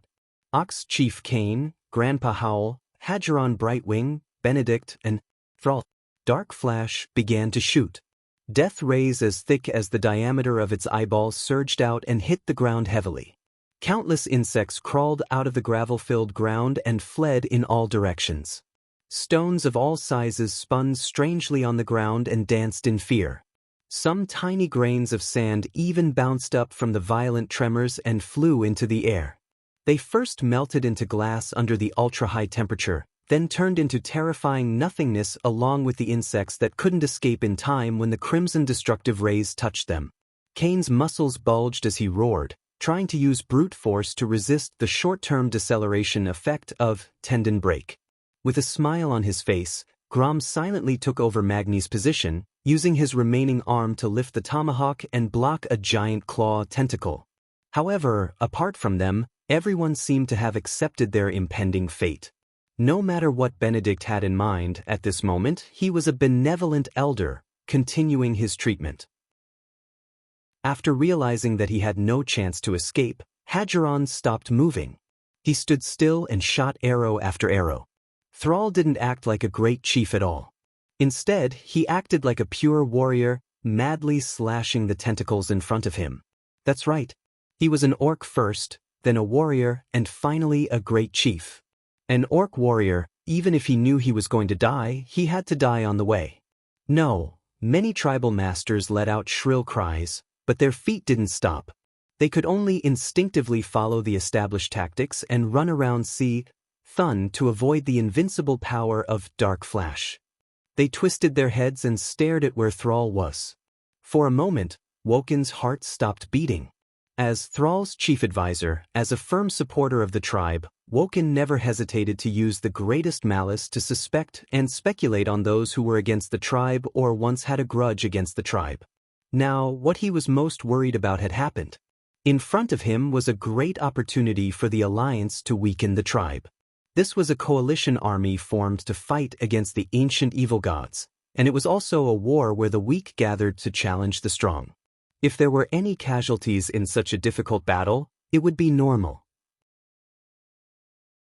Chapter 1357. The strength of the Alliance and the Horde was already disproportionate. Wajin couldn't imagine how much cohesion the Horde would have if they lost Grom, Kane, and Sal. Maybe the Horde would not be destroyed, and maybe there would be new Horde heroes to lead the Horde. In any case, the decline of the Horde would be inevitable. If there was another big incident like the attack of the Swarm, maybe the Horde would have to join the Alliance again. The orcs in the old Horde had to wear slave collars because they were defeated. This time, the warriors of the Horde might have to wear slave collars themselves because they begged for the reproduction of the race. Perhaps the higher-ups of the alliance would proclaim that this was an amalgamation of the races, or perhaps a wise leader like Duke would play down the past grudges and not wear any humiliating marks on the Horde. But to the warriors of the Horde, this decision itself was like a slave collar.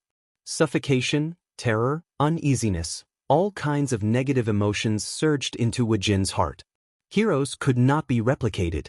If Duke really had a way to not use it, Wu Jin didn't dare to imagine it anymore. The first landing point of the Dark Flash was far away from Duke. According to Si Thun's current rhythm of sweeping 180 degrees clockwise in a semicircle, Duke only needed to lift his legs and run 2 steps to reach the safe zone.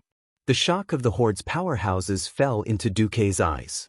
He didn't say a word and watched this scene coldly. Duke knew that as the biggest core of the Alliance's formation, his every move would be a signal. It could even be said that if he ordered to clean up the Horde first, except for a few upright people like Tyrion Fordring, most of the Alliance's powerhouses would be happy to immediately turn around and eliminate the unstable factor of the Horde first. Even if the Alliance and the Horde had cooperated for the 3rd time in the Battle of Calamity, Mount Hyjal, and the Battle of the Swarm, presumably no one would forget the hatred between the Alliance and the Horde. Even if it was a tragedy caused by drinking demon blood by mistake and maliciously led by people with ill intentions, having a reason to forgive did not mean that it would definitely be forgiven. However, at this moment, Duque had a feeling of being in a trance. It was the feeling of standing at the crossroads of history and controlling fate. There had never been such a clear feeling of one person controlling the fate of millions of people from the 2 major forces, or even all the living beings on planet Azeroth. Perhaps it would be more beneficial for the Alliance to let Sal die here and let the tribe become a pile of loose sand. The alliance that had swallowed up the Horde might be even more focused on fighting against the Burning Legion and the ancient gods. Perhaps this was what Duque, as a human, should do. However, at this time, Duque felt that it was pointless to do so. Wasn't the world of Azeroth exciting precisely because of the war epics written by heroes? Wasn't it precisely because of the strategy of inclusiveness that there were hundreds of races gathered together, regardless of race, occupation, age, or gender? What if he did? Wouldn't that be going against the flow of the world?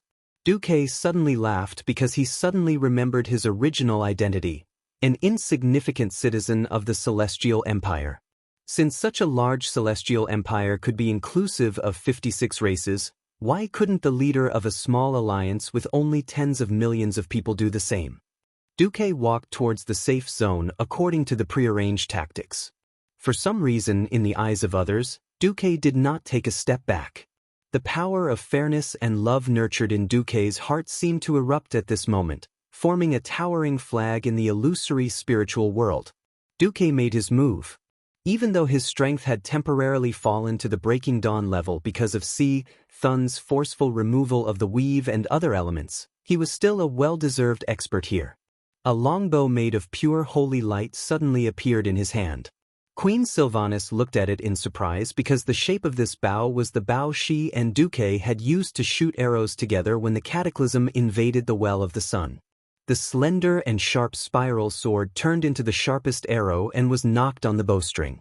Every move of Duque's was very fast, but every ranger, including Queen Sylvanas, felt very awkward when they saw it.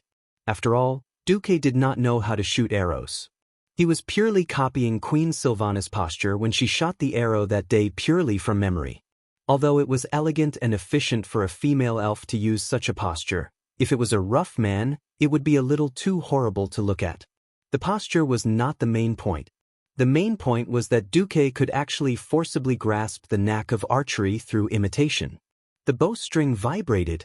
The next moment, an arrow suddenly appeared beside the giant claw that Grom and Sar were fighting with. The golden arrow perfectly pierced through the gap in the shell of the giant claw. The golden arrow tore through flesh and blood, and the stinky liquid split the black void like a line, and then turned into a bloody mist. After the golden spiral arrow, or rather, the spiral sword, shot through the huge tentacle, before the terrifying light of Dark Flash touched it, it made the smallest 180-degree turn in the air. Then, under the guidance of Duque's power, it flew back along the periphery of Si Thun's body in an arc. The 5 trapped people couldn't help but have a thought. When did the Alliance have a god of archery? Before they could think too much, Queen Sylvanas had personally demonstrated and shot the second arrow. This time, Queen Sylvanas had used all her strength to shoot the arrow, aiming at it. Originally, Queen Sylvanas' attack alone was not enough. At the critical moment, a claw popped out from the Emerald Dream and fiercely added another hit.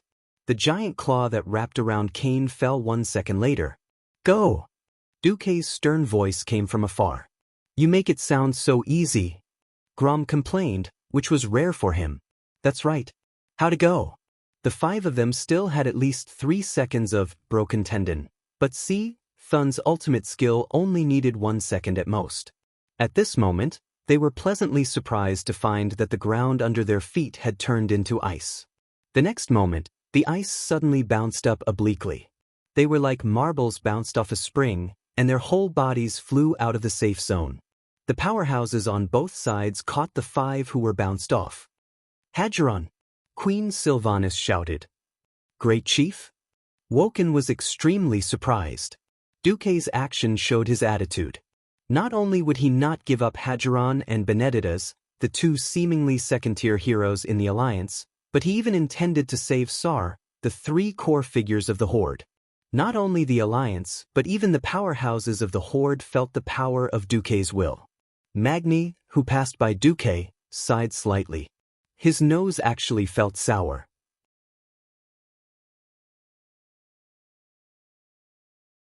Chapter 1358. This was the faith that mortals had towards the light. The young man named Duque, his country, and his companions had unknowingly surpassed Thoradin the Great, who had been revered as a saint for 2,800 years because he had teamed up with the High Elves to expel the Trolls. He had walked to the forefront of the era. Magni sighed. If the many living beings in Azeroth could survive, perhaps the name Duke Marcus would become an eternal legend. William happened to be running near Magni, and suddenly asked, "Uncle Magni, can I really become a great leader like Uncle Marcus in the future?" Magni laughed. In his god's descent state, he ran with big strides and laughed heartily. "Silly boy. There is only one Duke Marcus, and there is only one William Rin. Moreover, mortals are mortals and gods are gods. Before you have the ability to step into the divine realm, why do you care so much? You're just asking for trouble." William was stunned. Suddenly, the confusion that had been stuck in his heart for a long time was solved. Yes, every existence in the world was unique. No one would be a degraded copy of another. William was William. As long as he did his best and had a clear conscience, it would be fine. Moreover, if the gap was too big, he would lose the heart to catch up. Mortals were destined to look up to the divine realm. On the other side, Thrall, who had been saved, looked at Duque with an incomparably complicated expression. Logically speaking, he should hate Duque. It was precisely because of this man's incomparably outstanding and even era-transcending wisdom that led to the defeat of the old tribe and caused hundreds of thousands of orcs to become slaves. He, who hadn't personally participated in the Battle of the Dark Portal and World War II, could shout, "Orcs will never be slaves," without hesitation.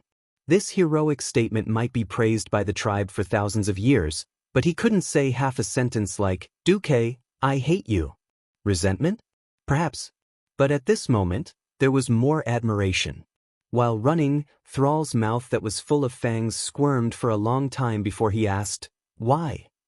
Do you think it's because we are true allies? Did we swear to protect each other? Or do you mean that I'm a good person, a great saint?" Duque smiled. "Neither." Thrall suddenly gritted his teeth. "Orgrim told me. You had personally ordered assassins to assassinate me when I was still a baby. He's just a weak baby." For a moment, the experts on both sides almost suspected that Sal was going to fight with Duque. Duque's tone changed, and his words became sonorous. "I never intended to deny it. At that time, a completely destroyed tribe was more beneficial to the Alliance. If I was in power at that time, I would have slaughtered all the captives of the tribe, just like how the tribe slaughtered all the civilians in every human village in the Elven Forest." The air suddenly froze. Sal did not know how to continue. At this moment, Duque's facial muscles suddenly softened. But that's all in the past. The current relationship between the Alliance and the Horde had nothing to do with justice, pity, or hatred. Allies? The benevolence of a saint? Sorry, of course I won't say such superficial words. If you have to ask me for an answer, I will tell you that this is the need of the world. The need of the world. Sal was a little confused. Don't worry. If I choose to attack the Horde one day, it will be because the conflict between the Alliance and the Horde cannot be reconciled, and I will do it at least 3 days after the Horde receives the official declaration of war. Perhaps one day in the future, I will kill you, and perhaps you will kill me. In this world where even the Titans, who are known as gods, can fall, nothing is immortal. Duque's words were shocking. Not only Sal, but all the experts of the Alliance and the Horde around him lost the ability to speak. Please remember, you and I may fight each other and die a violent death. The forces you and I represent may tear up the Alliance and become enemies. But not today. Yes, not yesterday. Maybe tomorrow. But not today. Not today. This sentence itself contained a mysterious attitude. An attitude that could make both sides feel relieved. Maybe tomorrow they would become mortal enemies again, but not today. Maybe tomorrow they would perish, but not today. There might be a lot of bad luck and misfortune in the future, but definitely not today. Today was destined to be a memorable day for mortals. Because today would be a great victory day for mortals and demigods. Because today would be the day of victory for the allied forces of many races to overthrow the dark ancient evil god Thun. Sorrow laughed loudly and waved the burning hammer of destruction. Ha! Duke Marcus, I admire you, let's go together. Kill this disgusting guy. Duque also smiled and waved the spinning golden sword in his hand. Ha! Sal, I also admire you and I used to want to kill you. Not only Sal and Duque, but even the experts of the Alliance and the Horde who heard the conversation between the two big shots shouted in unison. Not today. When Thun's dark flash drew a 180-degree arc and stopped helplessly without any success, the experts of the Alliance and the Horde burst out with the greatest enthusiasm and combat power, bravely pouncing on their targets. The space that could be moved around shrank once again. The 4 dragon aspects and a slightly smaller black dragon, with Thun as the center, occupied an average of 5 directions. Duque's words were also heard by the 4 dragon aspects. Alexstrasza and Isra nodded at Duque. They agreed with his words.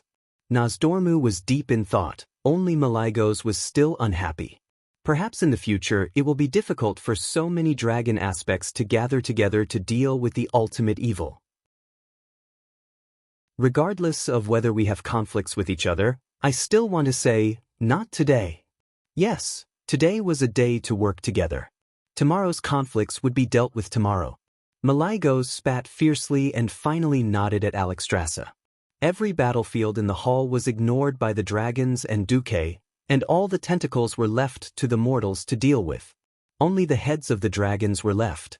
The dragon's head was ferocious and uneven, the dragon's eyes emitted a blazing light, and the fangs that were slightly exposed were glowing fiercely. The entire dragon's mental network was dead silent, as if the world had come to a standstill at this moment.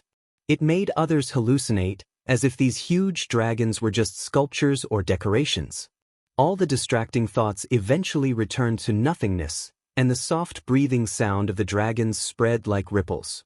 Unknowingly, every dragon's breath came together. The same frequency, the same weight.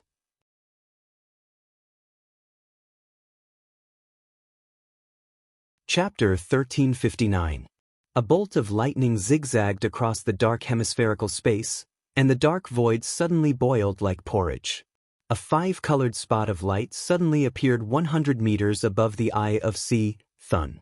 Like a falling stone hitting the mirror-like surface of a lake, a circle of ripples appeared in the air, and the 5-colored circle spread out to a radius of at least 500 meters. Even the poisonous circle summoned by Thun was forced to retreat.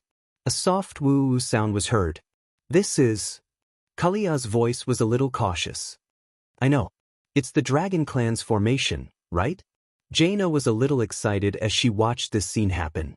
Every powerhouse in the fierce battle noticed the changes above their heads. Their movements were a little distorted due to excitement, and most of them took the time to look up, but they had to retract their gaze and focus on the battle. Not everyone had the spare time to appreciate the huge shadow that gradually emerged from the five-colored circle of light. It was a majestic palace.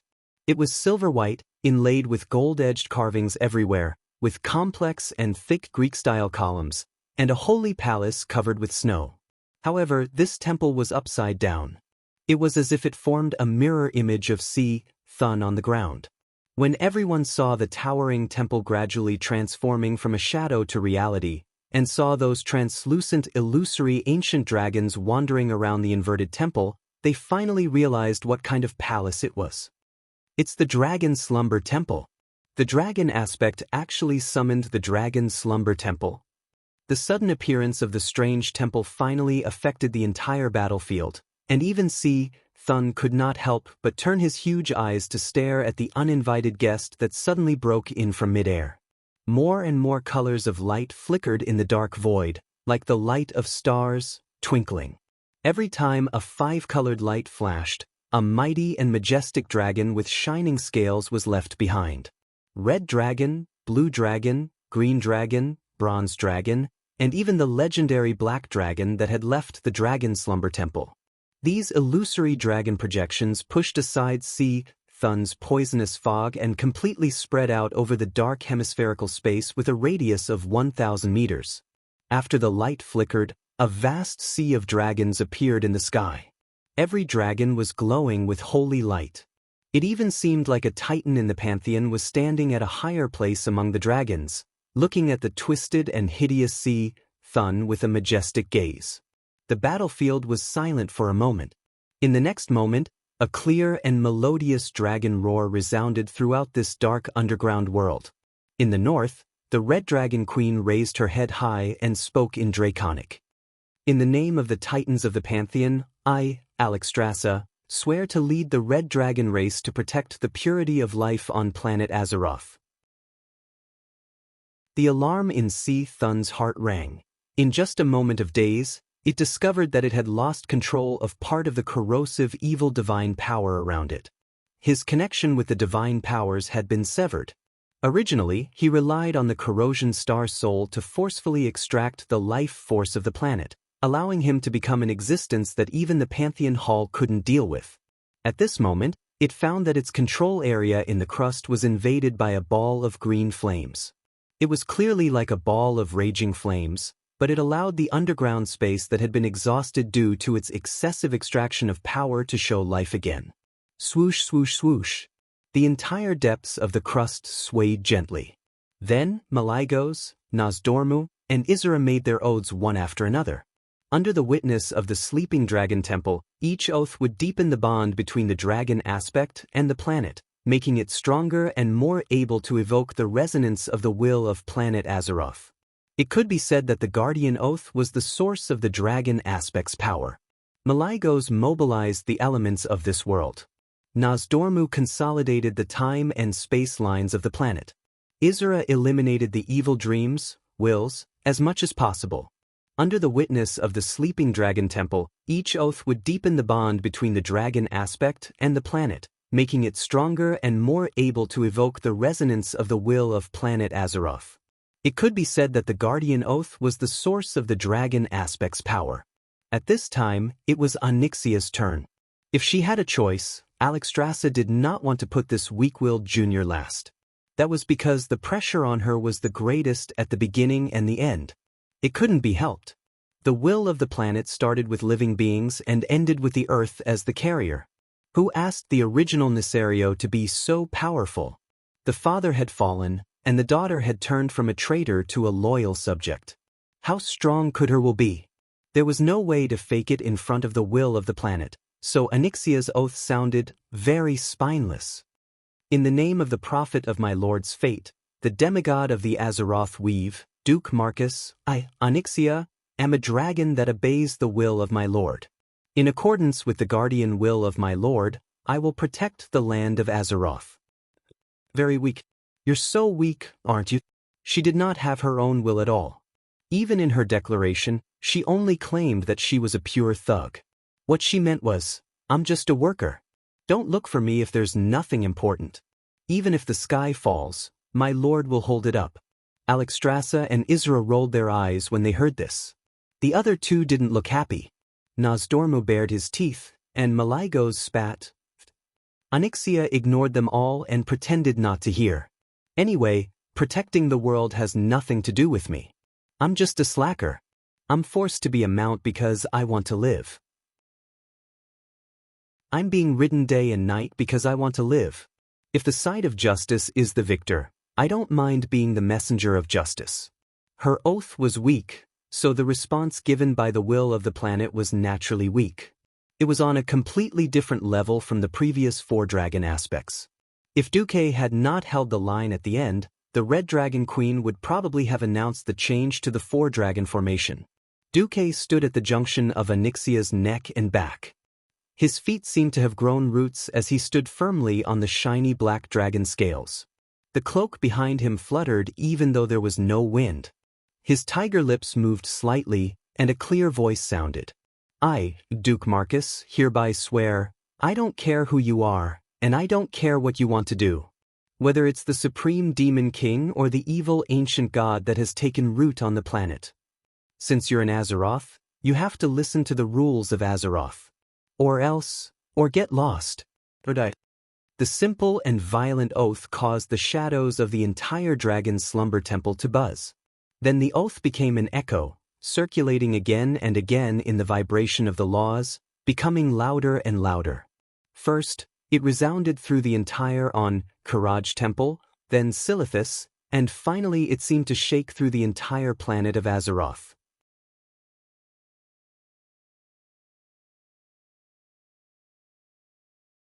Chapter 1360. Critically ill patients squeezed out abscesses, cut off flesh, and even severed limbs in order to find a chance of survival. It was like a patient with advanced diabetes who knew that his leg had rotted, but was still unwilling to amputate it. This kind of decision was never an easy thing to make. Ever since the ancient gods corroded planet Azeroth, absorbing nutrients at the cost of the planet's destruction in exchange for their own growth, this beautiful planet seemed to have fallen into an endless cycle. If the planet wanted to be healthy, these ancient gods had to be removed. However, removing the ancient gods also meant that planet Azeroth, which had been deeply corroded by the souls and power of the ancient gods, had a high chance of being destroyed. Even Thol, the boss of the Pantheon, could not make the decision to completely destroy the ancient gods. In the end, he used sealing methods to seal the ancient gods, praying that as time passed, there would be a better way to deal with it. The reason why Duque dared to confront Thun so head-on was because he had provided the planet's will with a solution. When Alexstrasza's life force was injected into Thun's territory in the planet's crust, Thun was completely enraged. The ancient gods had been fighting for territory since tens of thousands of years ago, when there were no historical records, until they were sealed during the War of Domination 25,000 years ago.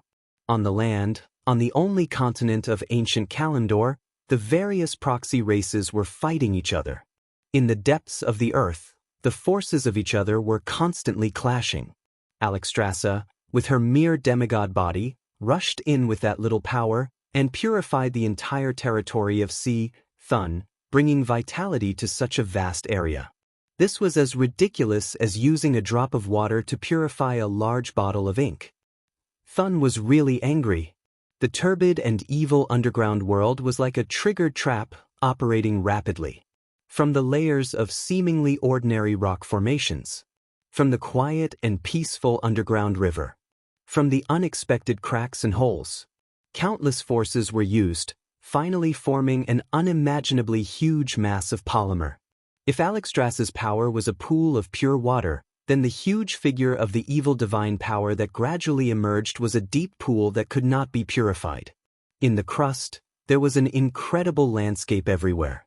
The infinitely distorted evil will and corrosive slurry constantly mutated in the huge underground space, forming a chaotic landscape of eternal change. It frantically surrounded and suppressed the wisp of green that dared to shoot into the underground world, destroying the only life aura that dared to invade the underground world in the past 25,000 years. Compared to the monster under the Karaj temple, which was called Thun by the Karaj insect people in the insect people language, what the mortal warriors of the Alliance and the Horde saw now was just the tip of the iceberg. At that very moment, in a place deeper than the Earth's crust, in the deepest depths of the Earth, some life seemed to have been awakened. Not only Thun's mind and divine power amalgamated in the Earth's crust, but even the coalition soldiers far away on the surface clearly felt a chilling anger gushing from the deepest part of the Earth. This is... Alexstrasza was stunned. At first, she didn't understand why Duque wanted her to send 30% of her power into Thun's nest. Now she understood a little. Lava. The magma was hot enough to destroy everything. Every living planet had its own active liquid core, a large part of which was magma. With the movement of the Earth's crust, the planet would always vent the excess energy deep in the Earth's core in the form of volcanic eruptions from time to time. In Azeroth, the most typical place was the Goro crater. It happened to be the intersection of the two continental plates. What Duque did was actually to remind the hazy will of the planet that it could make its own eruptions slightly deviate, yes. While Alexstrasza was luring Thun's power together, she could directly spew magma from the depths of the Earth's core and annihilate Thun's main force. Now it seemed that this idea was successful. Thun's simple thinking allowed Alexstrasza, with her mere demigod power, to complete a feat similar to using a fishing rod to lift a whale. Hundreds of millions of tons of lava sprayed at high speed onto Thun's divine power polymer in the Earth's crust, and Thun in the Karaj temple suddenly let out a shrill cry. With this as a signal, Theon, who was in his stomach, raised Springer high up and slashed down with all his strength. In the eyes of every hero who was fighting fiercely, Thun's body expanded by at least half its size, lightning flashed in its body, and every eyeball tentacle that squeezed out of the ground randomly released lightning similar to eye-edge. Its huge and hideous and twisted body became astonishingly bright, giving off a strange sense of transparency. At the same time, it gave people a premonition that it would collapse at any time. An ancient god was indeed an ancient god. Thun was indeed a superboss that destroyed countless guilds in the early versions of World of Warcraft. Even though the largest group of divine power in its nest continued to be destroyed, in a situation that was almost equivalent to a human's heart being pierced, it still didn't die immediately. Instead, its ferocity was aroused. A huge tentacle that was twice the size of an ordinary giant claw tentacle drilled out of the ground and fiercely swept its claws at the place where the mortal heroes were the most concentrated. Just lying on the ground, the tentacle was nearly 2 stories high, and it swept over with the momentum that could sweep an entire street with one blow. Such a wide area of indiscriminate attack made all dodging meaningless. The plate armor with higher defense showed its true value at this moment. The paladins and warriors wearing heavy iron cans could at least be hit like flying balls. An undead thief was smashed into pieces the moment it was hit.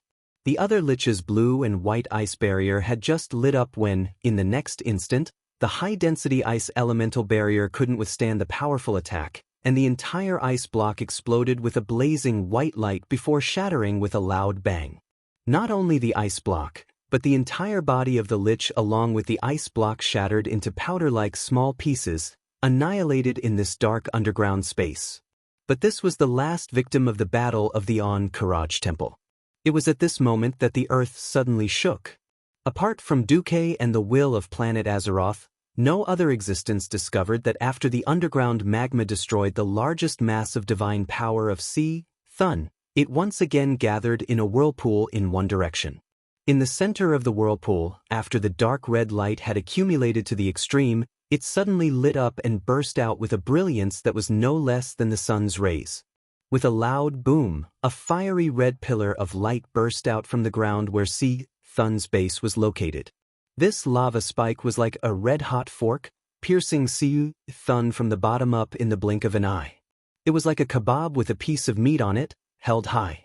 Without even half a second of hesitation, the 5-color guardian dragons activated the dragon slumber formation, and the illusory dragons injected their own dragon breath into the inverted dragon slumber temple. A brilliant 5-colored brilliance suddenly rose from the temple, and from top to bottom, it blasted into Thun's big eyeball. It was an amazing scene that countless mortals would never have the opportunity to see in their lifetime. The dazzling brilliance in the underground cave radiated in all directions, not only dispelling the surrounding darkness, but the brilliance was also like the dawn, washing away the darkness. Even the light penetrated through the thick rock layers, bathing the entire Silithus desert in this light. Hundreds of thousands of coalition soldiers were fortunate enough to witness the last moments of a true evil god. The remains of Thun, which had been rushed into the air by the lava fountain, welcomed the final blow of Elun, the goddess of the moon. A burst of starlight and moonlight flashed. Immediately, the entire disgusting mass of meat began to fall apart like a sandcastle blown away by a gust of wind.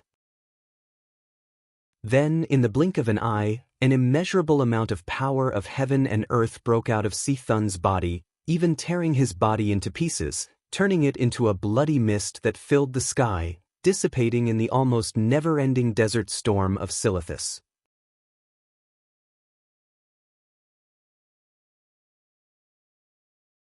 Chapter 1361.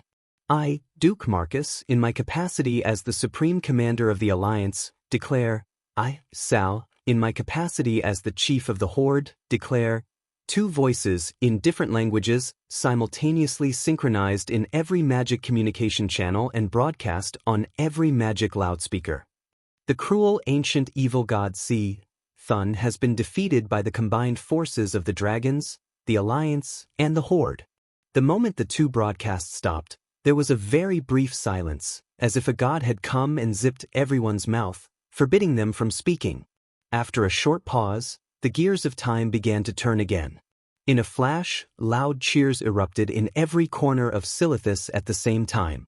In the emotionless desert, it seemed that every grain of sand was instantly heated up by the enthusiasm of the people, and even the air was boiling. Ha! Dead? Dead? Who asked you to show off? What ancient god? To hell with it! Bastard, can you see it in heaven? I, your father, have avenged you. Who was laughing and celebrating? Who was crying sadly? The news of Thun's annihilation spread throughout Silithus in the shortest amount of time, as if it had grown wings. Then, through magic, it spread to Theramore and Orgrimmar, which were thousands of miles away. It crossed the endless sea and reached the Eastern Kingdom. Hundreds of thousands of allied soldiers shouted wildly, their tears and smiles mixed together, but it did not seem out of place at all. The Tauren carried the gnome on his neck as if it was a normal thing. Orcs and humans put their arms around each other's shoulders, trolls and dwarves looked at each other and danced.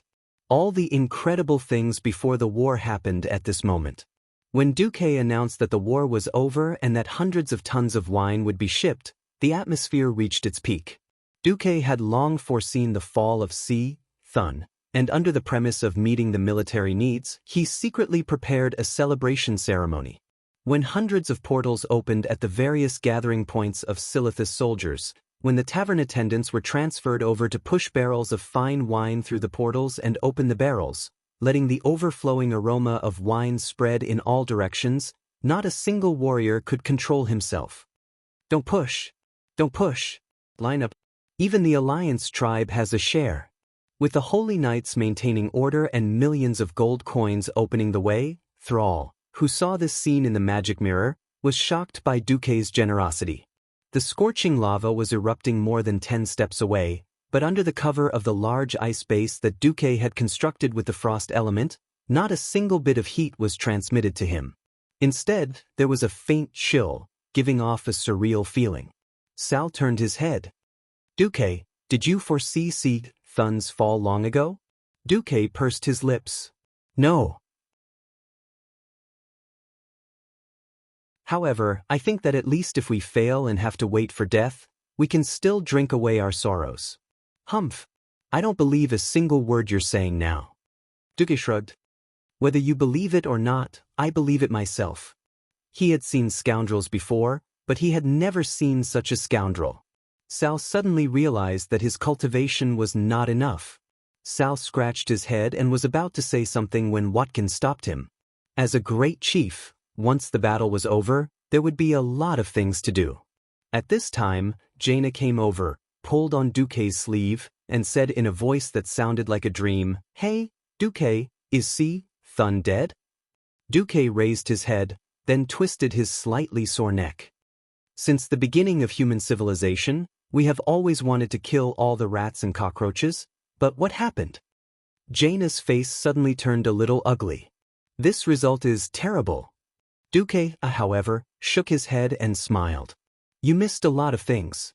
From the point of view of the continuation of life, no existence can completely destroy a divine creature that can reproduce infinitely. Then, from the point of view of the gods, although Si Thun is not completely finished, it has completely lost its territory and foundation. In all senses, it is no different from being finished. It has already been eliminated from this multi-party game around planet Azeroth. Forget about reviving and coming back. It's still unknown whether the other ancient gods will let it go. En, Zoth, Yogg-Saron, and the others were not good people. In the eyes of mortals, the defeated Si Thun had no value other than contributing equipment. In the eyes of the other ancient gods, Si Thun's remaining chaos divinity and divine spark fragments were the greatest treasure trove. Unfortunately, those things were also toxic to Duque, so he could only let those guys take advantage of them. As the greatest reflection of a god's characteristics, divinity had the deepest level of the god's will imprint, and was definitely the most troublesome. Although Duque could purify those divinities, it was extremely not cost-effective. This was like extracting beneficial substances from a pile of feces. In theory, there were drops, but who would be willing to extract them? How much effort and energy would be wasted? This was a big problem in itself. As for the divine spark fragment, this thing was the upper limit of divine power that a god could contain. In theory, it was also a good thing, but Duque still politely declined it, because the direction Si Thun was going was not in line with Duque's. A small corrosive element in Logia? What the hell was that? Duque did not need those things.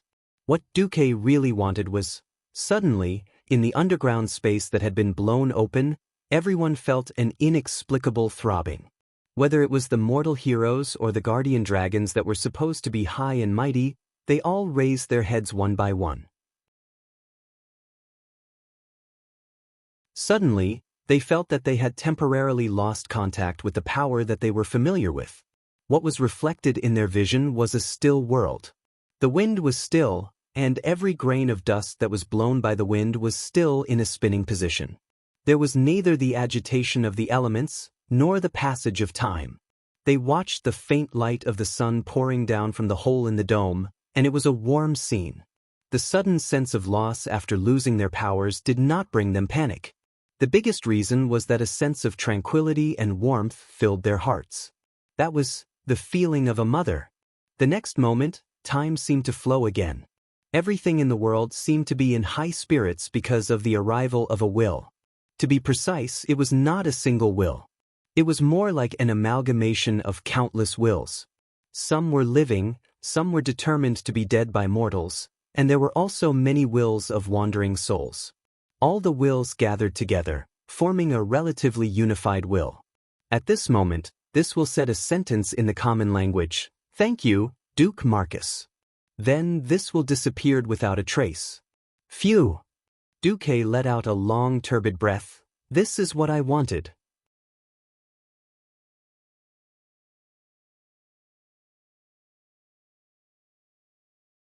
Chapter 1362. What kind of existence was a planet's will, or commonly known as a star soul? This was a very general topic, and no one could explain it clearly. Duque had read countless ancient books in Karazhan, but there were not many records about the planet's will. Obviously, it was not the only case that planet Azeroth had a will. In some cases, the planet only had a very vague concept of survival. However, Duque noticed that there were traces of a star soul on a planet that Medivh had personally set foot on. Unfortunately, that star soul had been defeated and perished in the face of the Burning Legion's invasion. The most crucial part of this record was that at the last moment, the star soul had fought for survival, or perhaps it was for the most thorough resistance. It did something that seemed exaggerated, but Duque felt was reasonable.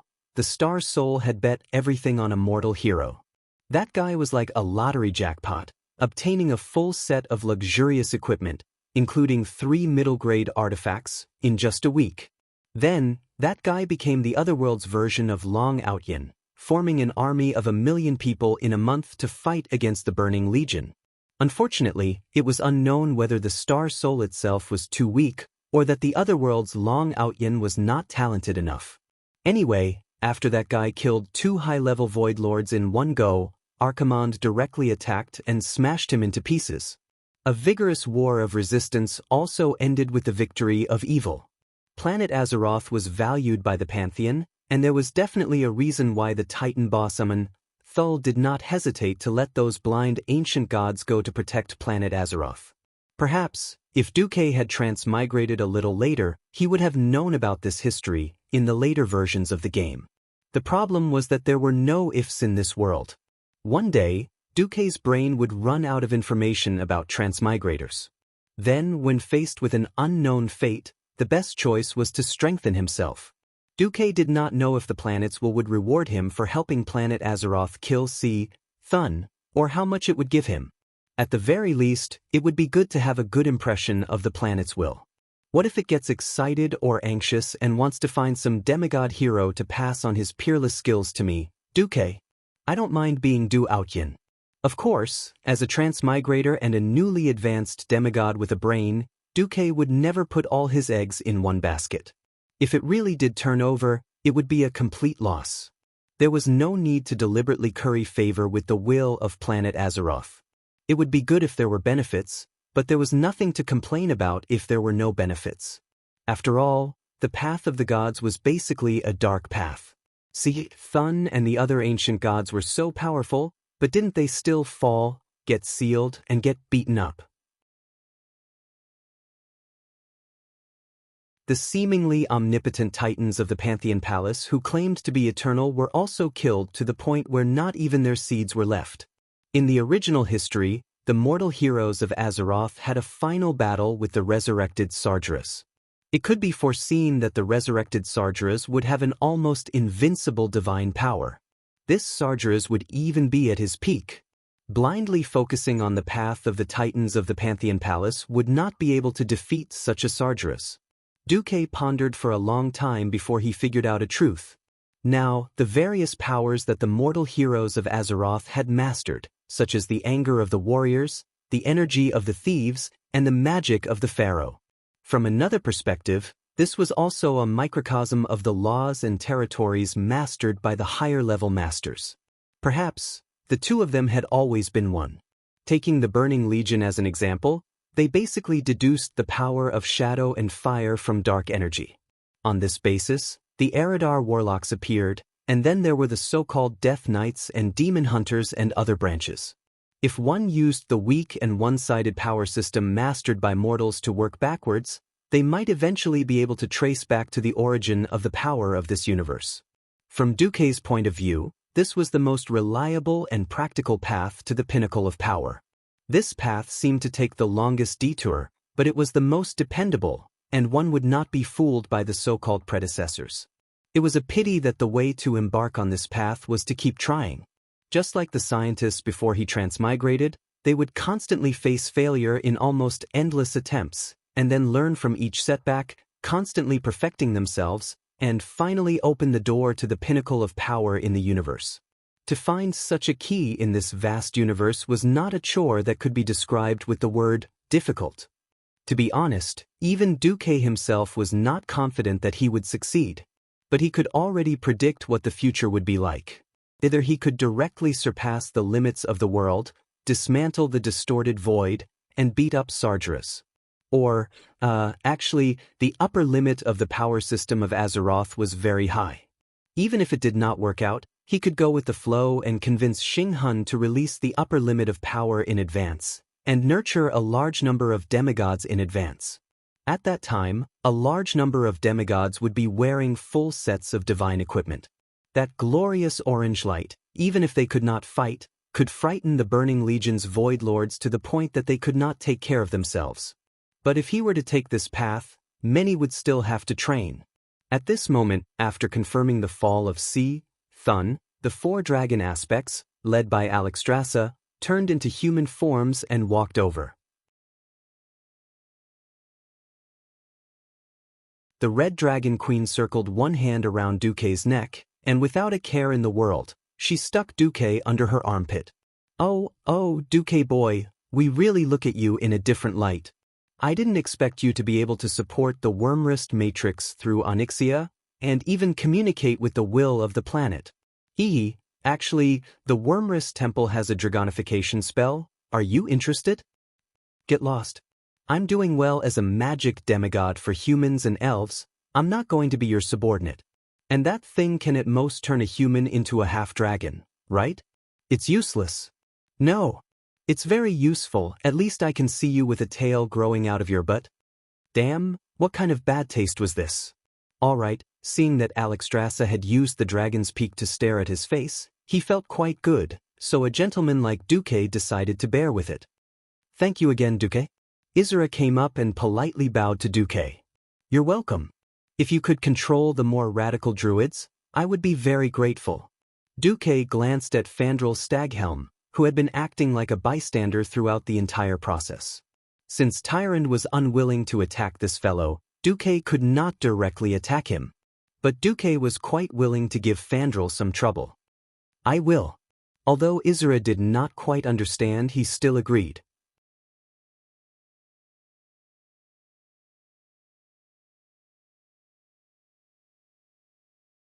Chapter 1363. According to the knowledge of the Night Elf Druids, the Druid doctrine originated from the demigod Cenarius. The forest demigod Cenarius was the embodiment of the natural life essence of Azeroth. Very few people knew of the deep relationship between Cenarius and the Emerald Dream Dragon Queen Isra. In many people's impression, the two were lovers, but in reality, Isra was Cenarius' adoptive mother. Giving Fandral a little trouble was just that. Duque did not have the mood to deal with Fandral Staghelm. After all, with Fandral's status, it was no longer worth Duque to deal with him personally. The dragon aspects were all very busy. It was already very rare for Duke to make use of the time difference to get them to help him out. Protecting planet Azeroth was a mission that was branded into their souls. Unless their entire dragon soul was corroded like Nesario, that sense of mission would naturally drive them to fulfill their duty of protection. Don't let me find out that you're abusing magic. Malygos still disliked Duque no matter what. Seeing as they had fought Si, Thun to death together, Malygos was already giving him face by not flaring up on the spot. Alexstrasza was just about to say something, but Malygos had already waved his hand, opened a portal, and ran away. Sorry, he's just like that. The Red Dragon Queen was a little embarrassed. It's fine, I'm used to it. Duque looked in the direction where Malygos had disappeared and took a deep look. The second to run was the Bronze Dragon King. I'll look for you if there's anything. Yes, if you collect those bugs, remember to take care of them. If they run to the Tan Aris Desert again, I'll hold you accountable. Nozdormu was very straightforward. He turned into a cloud of yellow sand and disappeared in the open space. This time, Duque touched his nose, a little embarrassed. Duque noticed that in the system notification, there was a message about the Kiraji twin emperors looking for him. In the fierce battle with Si Thun just now, Duque naturally eliminated all factors that would interfere with his battle. The affairs of the magic net were all handed over to Karthika. Everything else was even more, don't look for me if there's anything, and don't look for me if there's nothing. Now that a bunch of deities were pulling him aside to talk, he had no time to care about them. The remaining 2 female dragon aspects were easy to talk to. Duque, I really have to thank you this time. Isra, with her eyes closed, gave Duque the impression that she was a gentle girl no matter when he looked at her. Of course, in reality, Isra wasn't that weak. Duque suddenly thought of something.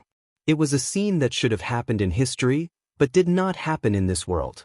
That's right. What's up with the four guardians of the Emerald Dream, Laythorn, Amlis, Taylor and Isidri recently? Duque seemed to mention something that made no sense. Isra tilted his head and showed a curious expression. That's strange. You have almost no contact with druids, and you don't know anything about the Emerald Dream. How did you know the name of my guardian? How did he know? Wasn't it because I had cleared them 10,000 times when I was playing the game? 10,000 times. Back then, I was shameless enough to have my members set their alarm clocks and open 4 Smurf accounts in Grey Valley, Twilight Forest, Faralas and the Hinterlands, waiting for these 4 green dragon bosses to appear. Duque rubbed his eyebrows. As expected, there had been a large deviation in the history of this world. Normally, before Courage opened the door, these 4 green dragons that were originally the guardians of the Emerald Dream should have been corrupted by the power of darkness and fallen into madness. But now, for some reason, there was no news of them at all. Although the shameless Duque had forgotten about these second-rate green dragons, he didn't mind spoiling it. Isra, actually, when I returned from the ancient war 10,000 years ago, I peeked into many scenes of the future. One of them was before Courage opened the door. Your 4 guardians were corrupted by the power of the army and the King of Nightmares. Isra's face instantly became transparent. This wasn't an exaggeration. She had really moved her soul and body to another dimension. Alexstrasza panicked. Why didn't you say so earlier? Duque looked like he was in pain. Anyone who casually reveals the pulse of fate will suffer the backlash of fate. Many powers in the world were equivalent. Although the dragon aspects, which were created by the Titans, were very powerful, their power actually came from the planet of Azeroth itself. As a reward for protecting the planet and abiding by their oath, they had that basically unnatural ability and could replenish their energy from the planet. Duque's words really made Alexstrasza speechless. In a sense, Duque couldn't spoil it directly, but he could prepare in advance. This was already very good to everyone. The Emerald Dream was very huge. When not in battle, the dragons were more solitary in nature and had a habit of sleeping. This meant that Isra and the other green dragons were more like a queen and a vassal. They wouldn't interact unless there was something important. Not seeing each other for decades or even centuries was not a big deal. If Duque didn't mention it, Isra wouldn't even think of looking at her subordinates.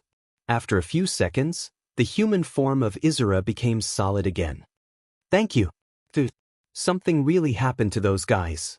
Isra's expression was solemn. How is it? Is it serious? Alexstrasza was very nervous. It's quite serious. Fortunately, it doesn't seem to be beyond repair. Isra lightly bowed to Duque like a lady. I'm sorry. Although I wanted to talk more with you, it seems that I have to leave now. Go ahead. Duque nodded. Leave the void battlefield to us. Her big sister patted her chest. If I'm not here. Isra was a little hesitant. What? Don't we still have 4 guardian dragons?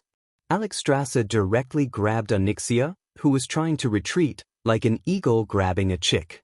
Mistress, I've bled for you, I've blocked a knife for you, I've been your mount, you can't ignore me like this. Xianxia's plaintive voice was truly frightening and could make anyone who heard it cry. If one didn't know the reason, they would really think that Duque was some scumbag who played with a girl's body and mind and then heartlessly abandoned her. Damn it. I'm asking you to be a guardian dragon for a while, not to die. Duque flew up without hesitation and kicked Xianxia away. Yo, little female dragon, I think you still need to be taught a lesson. In the Pentashade dragon tribe, no one dares to ignore me. That wasn't a request just now, it was an order. You know. Chapter 1364. My dear Xianxia, although I would like to play dragon taming with you when I have time, I cannot disobey the king's orders. Have a safe journey, dear. Duque heartlessly waved goodbye, which made Xianxia break down. She asked directly through the soul connection. That tearful voice would break even the most cold-hearted person's heart. Master, My dear master, are you really so heartless? After I became your mount, I have never rebelled. I have always done my best to complete the tasks you give me. For so long, even if I don't have any merits, I have worked hard. Are you really willing to let me go to that damned place with no gold, no treasure, and nothing but broken stones and endless demons? Am I just a thug and a plaything that you can throw away when you are tired of playing with me? As Xianxia struggled, she revealed the Dragon's Valley, intentionally or unintentionally. Duque swallowed his saliva and said slowly through the soul connection, "When you come back, you will see a dragon bed made of pure gold in Karazhan, specially made for you to sleep on." When Xianxia heard this, her eyes suddenly turned into 2 shiny gold coins. Really? You are not lying to me? I don't want a human-sized toy. I want one that I can sleep on in my dragon form. This is your master's promise, Duque said heroically. Xianxia bit her red lips. All right, if you really do it after I come back, I am willing to add one more item to the dragon taming list. You can decide the specifics. It's a deal. Deal. Alexstrasza naturally had no way of knowing the soul communication between this master and servant, nor did she know what kind of dirty deal they had reached. She only knew that this evil little female dragon, who had no interest in guarding the Dragon Sleep Temple, suddenly glowed, gave up struggling, and was willing to work for her. Well, no matter what, this was a good thing. She glanced at Duque, and Duque gave her an okay gesture. Blinking, the Red Dragon Queen was still a little worried. You didn't pay a terrible price, did you? No. Xianxia is my most loyal mount. A little reward is only right. Besides, it won't hinder me in any way. That's good. Alexstrasza would never know how shameless a transmigrator could be. Golden Dragon Bed? Duque wouldn't go out of his way to do something so valiant and arrogant. But Duque was going to open a bank. That's right. After Duque had devoted himself to farming for 22 years, the resources of the Alliance had reached an extremely abundant level. As a result, there were more and more economic problems, the biggest of which was currency transactions. In the past, even before the formation of the Alliance, every country used the Arajuo gold coin as a unified currency. Gold characters were very expensive. Everyone agreed that they were very valuable. It seemed to be all right. In the past, buying a top-notch warhorse would only cost a few gold coins. Now that the Alliance was playing with high technology, when large-scale military products like steam tanks came out, the cost could easily be thousands of gold coins, or even tens of thousands or millions of gold coins. With such a shocking cost, using gold coins to trade was simply asking for death. The Alliance had already begun to use gold notes to replace gold coins, but the merchants didn't approve of it. Duque had already decided to issue paper money. To give paper money value, apart from the best security measures, there had to be enough collateral. As a transmigrator, the easiest thing to think of was a gold standard, with gold as the core. In the early American economic system before transmigration, paper money could be issued with as much gold as there was gold. Therefore, the key to issuing paper money was that there had to be enough gold in the Alliance. This gold couldn't be touched. Before Xianxia returned, Duque would specially send people to guard it. When she returned, so what if it became a bed for her to sleep on? He could even say that the Alliance had specially found a demigod dragon to guard the gold. Duque wasn't worried at all that Xianxia would be corrupted. Giant dragons all had serious hoarding habits. They would hide all the valuable treasures in their lair and not give them to anyone. Otherwise, why would so many brave warriors slay dragons since ancient times? It was very simple. To get rich. The gold bars were all collateral anyway, and Duque wouldn't take them out for cash. It didn't matter at all. Moreover, from the beginning to the end, Duque had never once said, "I will give you all the gold." As for the security and exchange of paper money, that was even simpler. As a demigod of the weave, Duque himself had the most profound magic in the world. He could design a barcode on the paper money. As long as a simple money detector was placed in a place where the weave could reach, it would immediately be able to identify the authenticity of any paper money. If anyone dared to counterfeit it, the weave would immediately send them back. Duque definitely wouldn't mind his elemental emissaries suddenly jumping out from the weave to teach those counterfeiters a lesson. In Duque's mind, as long as he had enough elemental emissaries, he would definitely be able to deal with these situations. His plan worked. After sending off the 4 dragon aspects, Tyrant walked over and whispered, "Goddess Elun asked me to tell you that when you're done, you can go to the moon goddess shrine as a guest. But this matter isn't urgent." The gods' business was with the gods, and the mortals' business was with the mortals. After sending off those high-ranking guys, Thrall could finally come over. He brought Wajin, Magni, and William over. "Are you satisfied with the loot this time?" Duque asked Thrall with a smile. Sar grinned, revealing his long fangs. Phew, I finally don't have to listen to those guys complaining about how the Alliance heroes have better equipment than the Horde heroes. A heaven-defying victory, coupled with the generous spoils of war, could resolve many conflicts without a trace. Even the Sun King and Astrian, who had lost the most manpower, now had the Dark Storm gauntlets, the Cloak of Clarity, and the Ancient God's Embrace on his waist. These pieces of equipment produced by Thun that the powerhouses of the Alliance looked down upon were now nothing to him. The Sun King wouldn't show any dissatisfaction with Thrall at this time. Magni said, "When you were busy just now, Thrall and Wajin proposed to us that they hoped the Horde and the Alliance would sign a closer cooperation agreement. If possible, it would be better to sign it in the form of an alliance." After Magni finished speaking, Thrall and Wajin's uneasy expressions said everything. At this time, the strength of the Alliance and the Horde was not equal. To some extent, this was an alliance request that was not based on strength, but purely based on feelings. A majestic lion would never try to make an antelope its ally. No leader in their right mind would have agreed to it under such circumstances. Unexpectedly, Duke nodded, "It's not a big problem. As for the specific details, let the people below discuss it." You're tuning in to the Wang Lin's Journey YouTube channel. Don't forget to subscribe and join us on this journey to catch the most captivating stories.